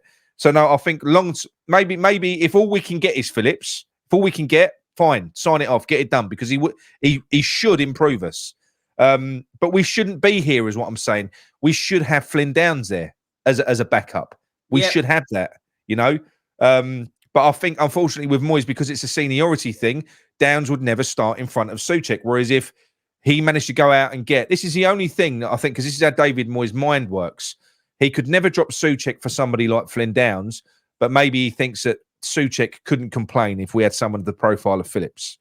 But then again, Paqueta got moved out of the middle to make way for fucking... To retain Souček. You know, he got moved out on the wide left. So I don't know. The guy's weird. He's bizarre. He's bizarre. But going back to what he said, now this is the thing that really excites me. Really excites me, right? And I've said it before. Everyone laughed at me. The best thing that we could do, we've got an absolutely outstanding CDM. Outstanding. You want aggression. You want bite. You want to control games. You stick Alvarez at the base, and then you fucking have Paqueta and you have Kudus as your midfield eights. That's their best positions anyway. Yes, they can play further. They can play anywhere. They're world-class players. But they are better in the middle of the park because they control the game. And like he said, you could have Paqueta almost... They could play as a pivot, but you could have Paqueta as the 8 and you could have Kudus as a 10 supporting the striker. It would be outstanding. Both of those players bite. Well, all three of them. So Alvarez, Kudus, and Paqueta. Good luck going into a fucking battle against them because they'll battle anyone. You got mobility, you got ball carrying, you got fucking sharp passing. We would control everything. You got Bowen back out on the right. All you would need is a left winger, and we would need a striker. But what we're doing at the moment, we're makeshifting players into positions. I do believe that if we was to have this team that we've got now, and you had a progressive fucking manager, that is what they would do. They'd go, now these... We get so frustrated, Nick. That's why we get frustrated, because we know that we got the players. This is one of the first times we got the players, more flair players, that we know we can get so much more out of under a different system. Imagine the passages of play, right? So imagine if you rectified the right-hand side and you bought an Emerson for the right. So say we went out and we bought the Leverkusen geezer, Frimpong, or someone of that profile. Never get in, but yeah. No. But imagine you bought someone like that, so you've got like that interplay in the middle. So you'd have Alvarez, Kudus, and Paqueta in the middle. You'd have Paqueta on the left linking up with Alvarez. You'd have Kudus building a relationship with his right-sided player. There'd be fucking triangles everywhere. There'd be so many We'd be cutting teams to pieces. We would be. Yeah. And you got Bowen running his arse off. Imagine Bowen with the fucking sort of service that he would get. You know, where he weren't feeding off scraps. I know he excels at feeding off scraps, but surely he would benefit more if he wasn't. It stands to reason if he was given 10 chances in a game as opposed to 1, he'd score more goals, right? Well, he just how many times we say with these players, imagine, look, if we can get what we're getting out of Paqueta, Kudus and Bowen now, in a Moyes system, imagine what we can get out of him in a progressive manager. Imagine that, mate. And the crazy thing is, right, going back to, because I've never been able to get it out of my head. People laugh at me because of how good they are at the front, but the disconnect that we've got like the defence, and then we've got no midfield, and then you've got these world-class players up the top. Well, I'm sorry, right? I've done it myself at fucking... I put my best players in the middle. You put them in the middle of the park because you want to try and win a game and dominate a game. They knit defense to attack. You've literally, everything looks fluid, but all we're about is fucking blocking and trying to fucking get the ball forward as quick as we can. We're treating these world-class players like fucking counter-attacking whippets. They're more than that. With these players that we've got, we could absolutely dominate games. Like I said to you, you had Kudus, Alvarez, and Paqueta in the middle of a fucking football pitch. Good luck to an opposition, because it would be mesmerising. You know, out of possession, they'd be snapping, they'd be all over the fucking place, biting ankles. They would be. You know what they're like. Yeah, I agree. You know, but yeah. So anyway, I agree. It's basically, Paul, I agree, is what I'm saying. Nice one, Paul. Yeah, very good. Right. Okay, who's the next one then? So we've done Paul. There's only a couple left. I'm going to do it. There's 2 left. So we've got Just George. Go on, George. Just George. Got to find him. My WhatsApp's fucking something wrong with it. Hang on. Here we go. Evening, gents. Hope you're well. I was thinking today about our academy players. This it's not just applied to Moyes. It can apply to the next manager that comes in, and even Premier League managers in general. But you've got Moyes, who's in the final year of his contract. He needs to have a successful season to try and earn a new deal.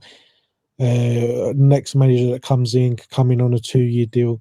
They haven't got the time to play around with trying to bed in 3 or 4 youngsters from the academy. And I just think it's a great shame, because the academy of football is one of the things we're known for. We've already lost so much of our identity, and I feel like that's another thing slipping away from us. But in general, in the modern game, how do you guys think that we'll be able to start seeing these youngsters come through and stay in the team? Cheers. God bless. Cheers, George. That's a brilliant call. And Thanks, look, mate. I think the most important thing that you've got to do there, we've spoken about it in this show already.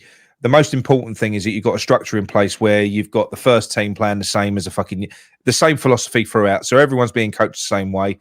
That way, when you do get a player transition through, it's an easier transition, right? That's the important thing. It's an easier transition. But the other thing is you've got to give players a chance.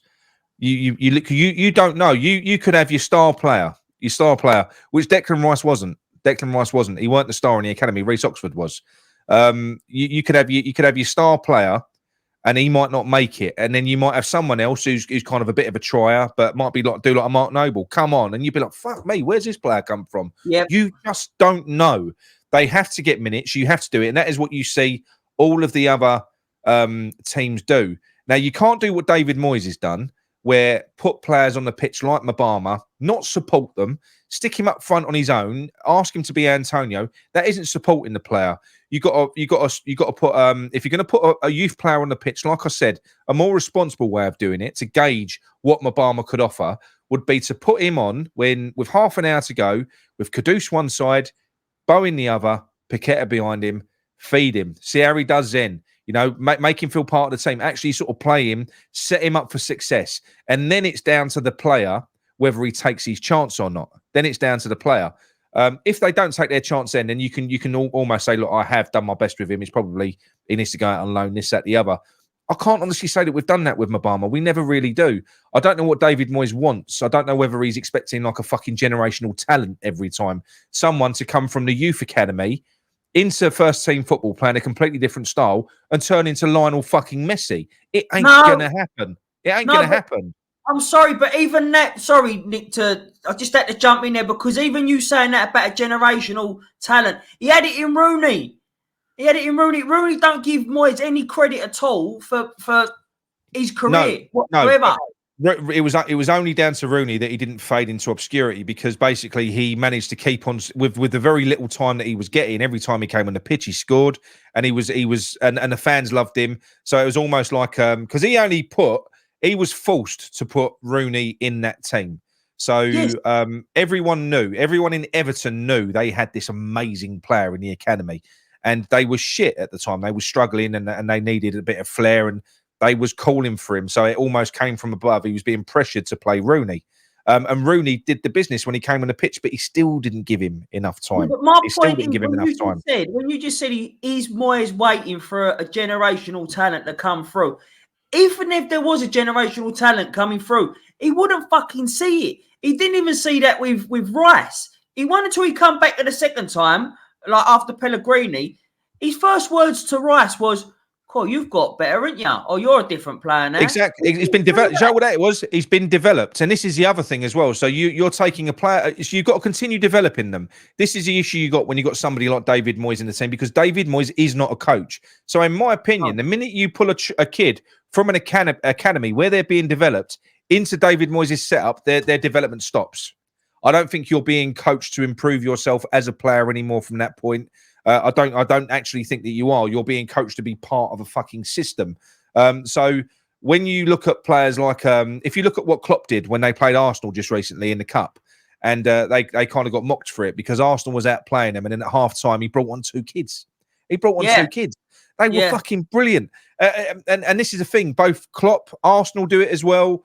Man City do it. They regularly bring players in all the time. They're always bringing players in to give them minutes, and not 5 minutes at the end of the game, so that it looks good on your statistics to say, oh, look how many kids I've given a debut. No, actually giving them time and setting them up for success so that they can do things. And that is how you end up with Chelsea, who have got probably the best youth system going in terms of the money they've made from their youth talent that they've generated. Man City as well. Arsenal made a lot of money from it. You know, Liverpool, they create players, but the only way you create players, it's a fucking long process. And what we do is the opposite. It's almost like, do you know what? Give Mabama 6 more months of David Moyes. He'll fucking crush him. And I hope that we send Marshall out on loan, not because I think he should be sent out on loan, just to get him away from David Moyes. Yeah, he's a killer.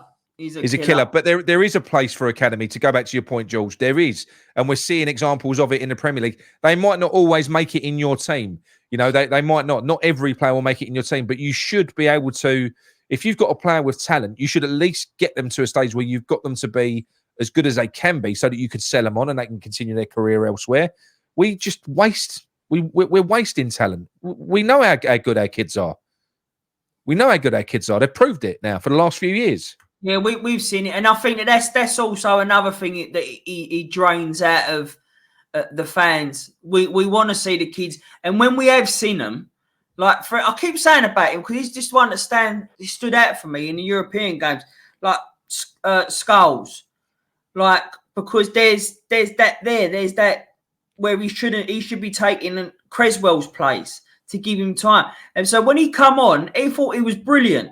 But then that was it. We don't see him again after that to see if he can progress from that. It's like that Bristol game, yeah? Now, Scholes is a very, very exciting player. Yeah. He plays for the under-23s in that left wing-back position. He's fantastic. I think might be Dan Chesters who plays as a right wing-back on the other side. He's been kind of made into that player. But when you look at that game and you look at what we all identified, was that Emerson was doing so much and giving us so much through the middle. He was driving. Why didn't David Moyes think to himself, hang on a minute, I'm fucking onto something here. Let's get Emerson in the middle of the park. Let's bring Scholes on. So he's got, do you know what? So he's got Cresswell behind him because Cresswell's an experienced head. He's left of the backside, you know, and I don't care what anyone says about Cresswell. The bloke can play football. Technically, the geezer can play football. He can. I'm not knocking his game. I thought he didn't have a bad game. No. I thought I'm not knocking him. All I'm saying is that if he's going towards the end of this, if he's going at the end of the season, then give the youth his minutes. Yeah, but what I'm saying is, but in that shape where you've already got Cresswell on the left of a back three, so you've got an experienced left back there kind of covering, put Scholes out there on the left, encourage him to go forward, put Emerson. There is so much that Moyes could do at any one time. Our squad ain't as shit as what people say it is. We've got a lot of good players that you could pick up, you could move pieces around, you could do something. A capable manager could do something, especially against the likes of Bristol fucking City. Especially there was no excuses to lose that, none. So don't even blame about the squad players. There was no excuse. Not a second time, right? But no, it was a good one. We've got the last one, but before we do, Mickey, hold on.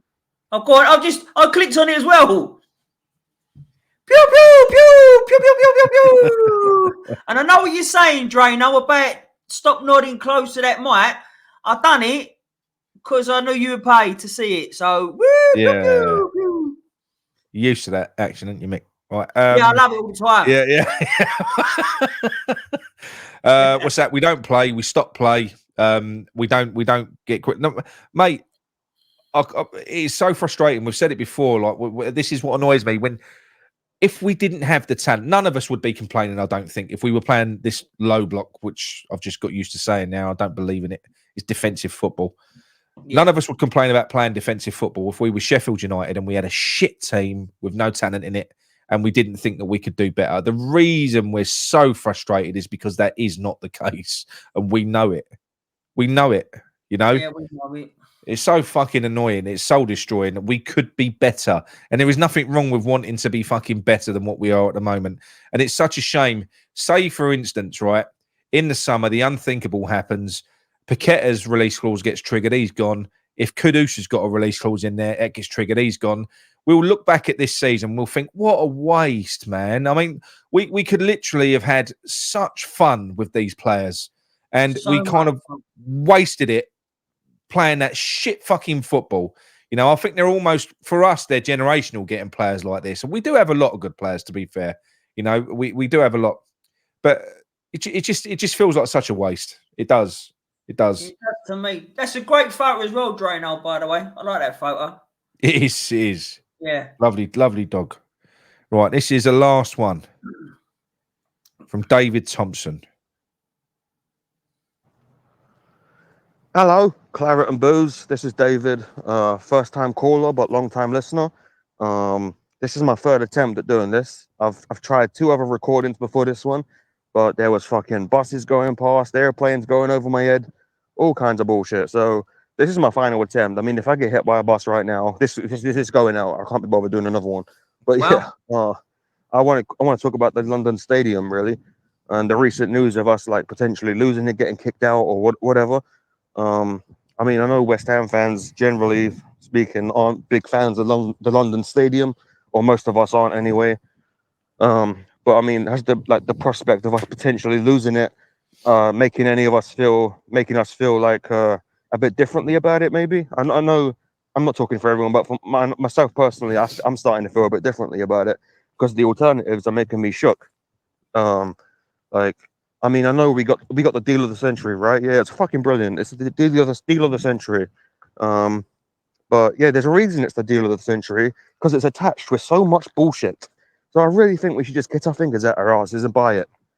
I mean, it has the potential to be a good home for us. I think we've got a bit of history there now. We've had some good nights here. Yeah, I think if we just make it feel more like home, we need to buy it. I mean, even if they want to fucking knock the fucker down and start again, build on the same site, or like knock parts of it down and just build around what's already there, something like that. I don't know, but it has the potential to be a good home for us. I think a long-term home. But we got to stop this fucking about. We're just fucking people over and all this bullshit. Just buy the fucker, you know? Because I mean, even if we get kicked out of the London Stadium, I mean, they might kick us. I mean, we might not even be in East London anymore. And there are people saying, oh, you know, moving from Upton Park, this ain't West Ham anymore. We lost our West Ham. Well, you kick us out of East London, then I mean, we really ain't going to be West Ham anymore. You might as well rename the club. Yeah, no, I completely agree. You make some good points, and we said something similar back in the back with another caller as well. And I do think it's got to the stage now where, look, it is a great deal. And I must admit, I hate fucking Karen Brady, but she performed miracles there. Because she went head to head. Apparently, the London legal team that they had negotiating on behalf of the mayor, they're like one of the best legal teams that you can get. Got the best name. And she pulled their pants down. And so much so that they've sued their legal firm for a couple of million, I think. But they're looking at going in there again. So there's a suggestion of foul play. But what I will say is I had my mind put at rest because I'm not an expert in leases or anything like that. I've done a little bit of reading up, but somebody did put a very good comment on the video that I did.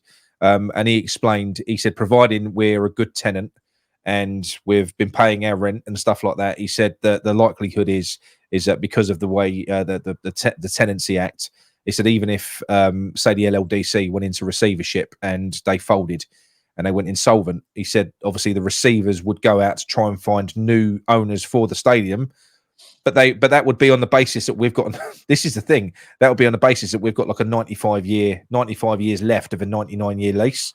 It's going to be very difficult. It's a white elephant. So I do think that what ultimately is going to end up happening is that we're probably going to end up being offered that stadium. I think that was always a plan, is that we was going to be sort of offered that stadium for very little to next to nothing, because it's a massive drain. The forecasted losses for the LLDC over the next, I think it's 10 years, is 230 million, something like that. So it's just literally, and that's taxpayer money. It is embarrassing now. I think they should. I think if they was to put a sense, there's enough people in that boardroom now with money. You know, you got Trip Smith, you got Kretinsky, there's loads of the others. There's loads of people there with money now. I'm pretty certain that they could come up with a couple of 100 million, go to the LLDC and say, look, we'll just take it off your hands. We'll take over the operation of it, and we'll be freeholders. We'll run it. And I don't think that there will be that much resistance to it. But will it happen? I don't know. I mean, we have got a really good deal at the moment, but I do think it's part of a longer game. I don't think that we're intending. I think it was always intended, Mick, that we was going to own that stadium. I think that's what they want. They want the stadium, but they basically want to get to a situation where it's almost given to them. I think that's what they want. Yeah, of course. I agree with that. See, when he's saying about why don't they just go and buy the stadium, he won't buy it. They won't buy that stadium. They want it given to them because there's still a lot of work that needs to be done in that stadium. Well, it's in disrepair. It needs loads of work done to it. Yeah, of course. And then they're you know what he's like with money and sort of it'll be quite a big job. It'll take a lot of money. And at the moment, they're loving life for like what they've got that stadium for. They're paying like next to nothing in terms of what they're earning. Do you know what I mean? That's a great deal that Karen Brady's got for West Ham as a business sense. Yeah. You can't. It's a way you physically can't. It's almost. It's a piss take what she's done. To be honest, it's an absolute mug off. It's an absolute mug off. Yeah. And he's meant to be watertight. That contract, proper watertight. I know. She's got that. So in terms of money wise, it don't really benefit them. I don't really think that they care if they're going to own it or not, unless they was given it. Unless they was given. Andy Walsh said they were sued the solicitor for $8 million. That's how much. Yeah, and that's what Cookie said. That's the Phillips loan. So it's No, I mean, fucking hell. It's just, I don't know. I think it's a bit of a, as you said, it's quite embarrassing now. It's a bit of a, it's a circus. Again, it's a circus that is West Ham United. It's just, I just wish that it'd just be normal. Otherwise, we end up grand sharing with Dagenham or something. No, but I do make him right. And look, has it made me warm to the stadium? No. It hasn't made me warm to the stadium, but he's absolutely right in the sense that the reason that we miss Upton Park is because Upton Park was our home, and that was where all of my memories were with my fucking, my dad didn't come to the stadium. That's where I went with my family, and that was Upton Park. It can't be replaced. But we've started to make memories here now because I do think a place is what you make it, and we're quite a few years in now. Give it 20 years, we might feel different. If we've had a bit more success at this stadium and they've modified it and it's a little bit different, then maybe we'll all start to feel, it will start to feel like home. So do I want to start that all over again? No, I fucking don't. I don't like the place. I still don't like it, but I'm not going to like anywhere that isn't Upton Park. See, I don't think that's going to be the case, Nick. I think for the people who went over Upton Park and was over there for a few years at least, then we're not going to. We had such a not even fond memories. It was just the old feel, like I was saying to you earlier on. It was around and outside of Upton Park, everything about it. But you say about 20 years' time, that'd be the generation of people that only know the London Stadium. So that's why it'd be more like it's like my boys will feel about, even though look, my boys loved Upton Park. It's the same for them. But what they'll look back on the memories that they've had with me, and the same with all the others, and they'll go, well, that was all at the London Stadium. Those nights were there. So it will over time start to feel like home. It doesn't at the minute. It does take time. Maybe if we'd have done what Tottenham did and built a fucking stadium on the site, so you haven't actually had to move, it wouldn't have been as bad. But we have moved. It's a complete change. But we're still in East London. If they was to, if it was to go that extra mile, and they was to move us out of East London to, like I was saying earlier on, to the fucking marshlands of the Thames, then fuck that. That is not even though we were originally on the Thames Ironworks, over on that bit, I suppose, that was where it all began. But no, for me, I mean, don't get me wrong. If it was on a nice plot in the Thames in East London, that might be a bit different. But where they're talking about fucking putting this is fucking Tilbury Docks. No, don't want that. Don't want that at all. But no, I do agree. I think it is time. I think everyone's tired of it now. Maybe if we owned it, we'd start to feel differently about it as well. We know we're fucking tenants there. We know it's not ours as well. That's the other thing. If we owned it, the owners know that the minute they own it, the fans will want the changes. We want that seats nearer the pitch. We want all that. Do you know what I mean? We want to try and make it that. So I think that it's going to be a big job, and I don't know if they really want it. I don't know if that'd be a bigger selling point for them when it comes to selling the club, because other and Man City, they don't own this stadium, do they? Either. No, they don't. But it's a bit different. I mean, that's still kind of, yeah. It's a bit of a different situation. Apparently, Newcastle don't either. No, but what I'm saying is, for someone to buy it, then I don't know. It's just all about the money and the financial. How much would they get if say they didn't have that as a stadium no more?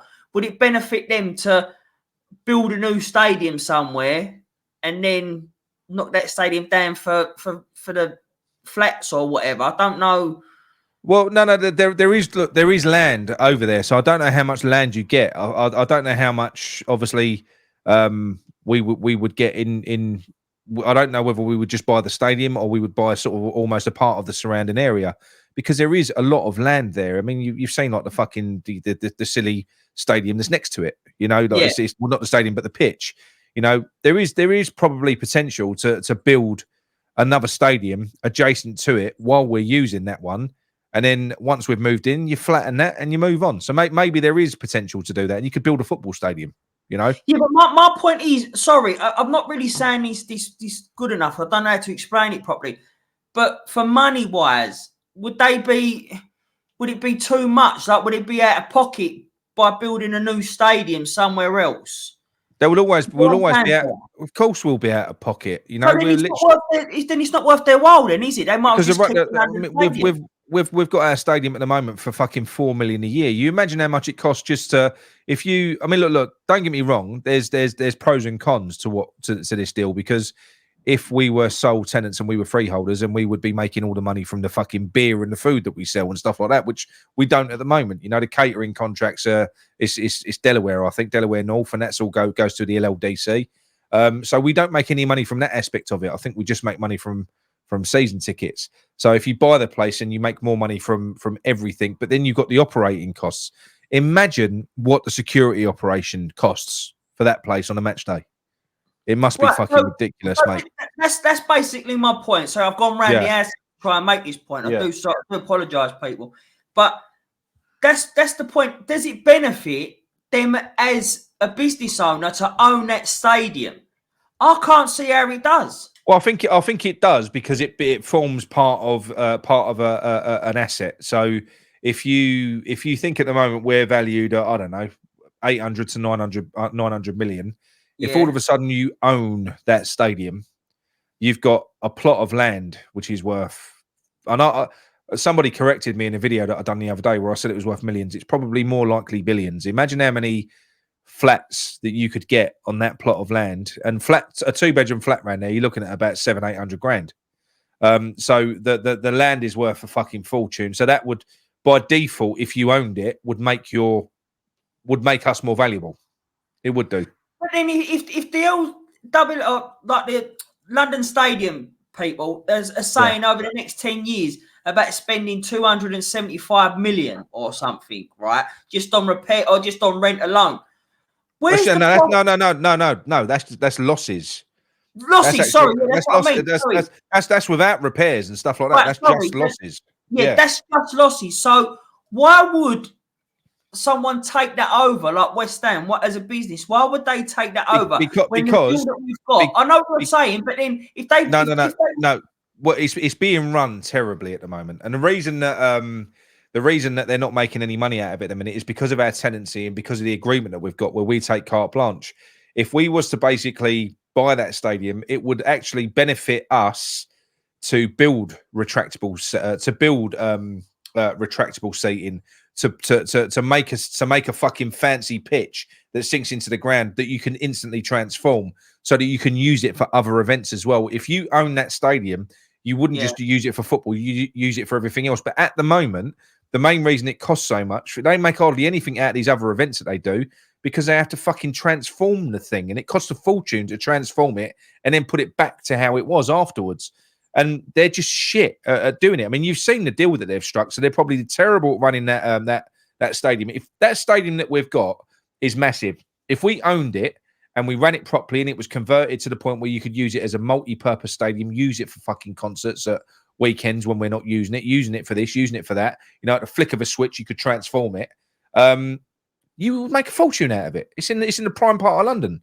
Of course you would. So, but obviously we're having to make do at the moment with this fucking rusty bucket that we're living in that's falling to pieces because nobody's willing to plough the money in. They're never going to make any real money out of it because we're the sticking point. They can't really make any real plans with it because if they want to do an event, and oh fuck me, they want to do an event this weekend, but have we got enough time to transfer it back to being a football pitch again for next weekend?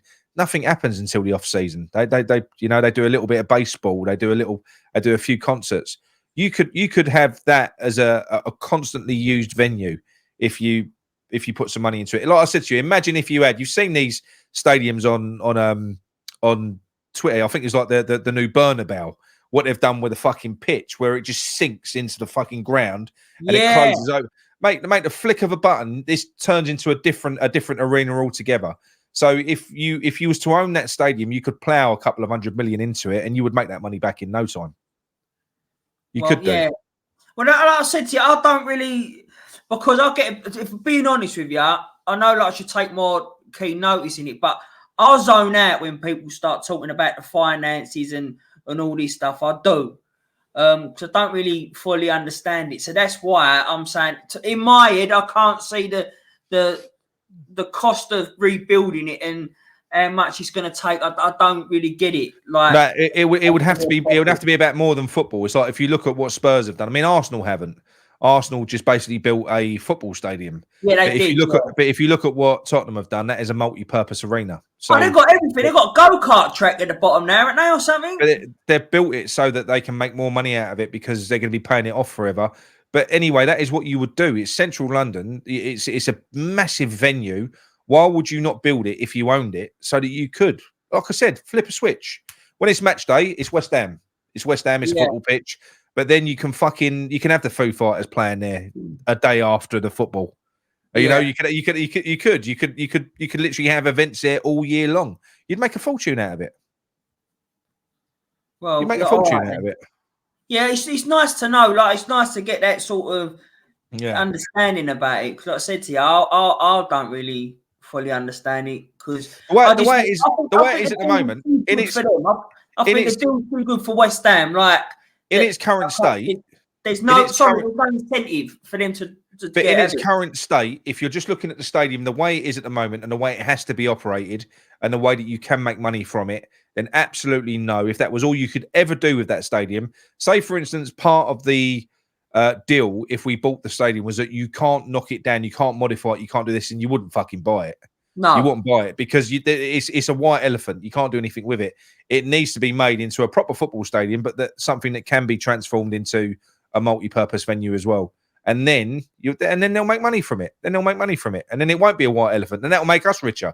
So that's what they should do. That's what they should do. Fair enough. But anyway, look, that was it. I thought that was a very good show. I quite enjoyed it. It ran for an hour and 20 minutes longer than what I expected it would. It did. It's only going to be a short show. I thought, all right then. I said an hour. It's only going to be an hour. But listen, I know your hours, so it was never going to be an hour. I know. But listen, members, I hope you enjoyed that. We probably will do it again because when we do these shows, we're probably going to do them on a Friday. And like I said, it's a good opportunity for us to give you guys that contribute to us something back as well. But also, you know, we play nice with all the other channels, and we don't like sort of putting shows that, if you like West Ham Fan TV, they've got their Friday night point slot. So we don't like putting a show out sort of in line with them. And then you've got Tommy who does his show on West Ham Network. So Friday nights we wouldn't typically go live, you know, unless it was like big news or something like that. So it's a good opportunity to do this. And then tomorrow we'll put the put it out to everyone else as well. So yeah, I hope you enjoyed it. And that's about us. What would you reckon, Mick? Do you enjoy that? Was it good? Yeah, I thought to be fair to you, I know what you said about it's gone like 2 hours. I thought it went quite quick, to be fair to you. It did, mate. Yeah, I think I've enjoyed it. It's Once you start rabbiting on, it soon fucking flies, doesn't it? You know how we go. It's like you just flows, doesn't it? Again. So people anyway, like it, bro. So that's good. That's good. All right, lovely stuff. Well, we'll let you all go, and we'll see you again over the weekend. See you Sunday. Come you heads. Oh, you ass.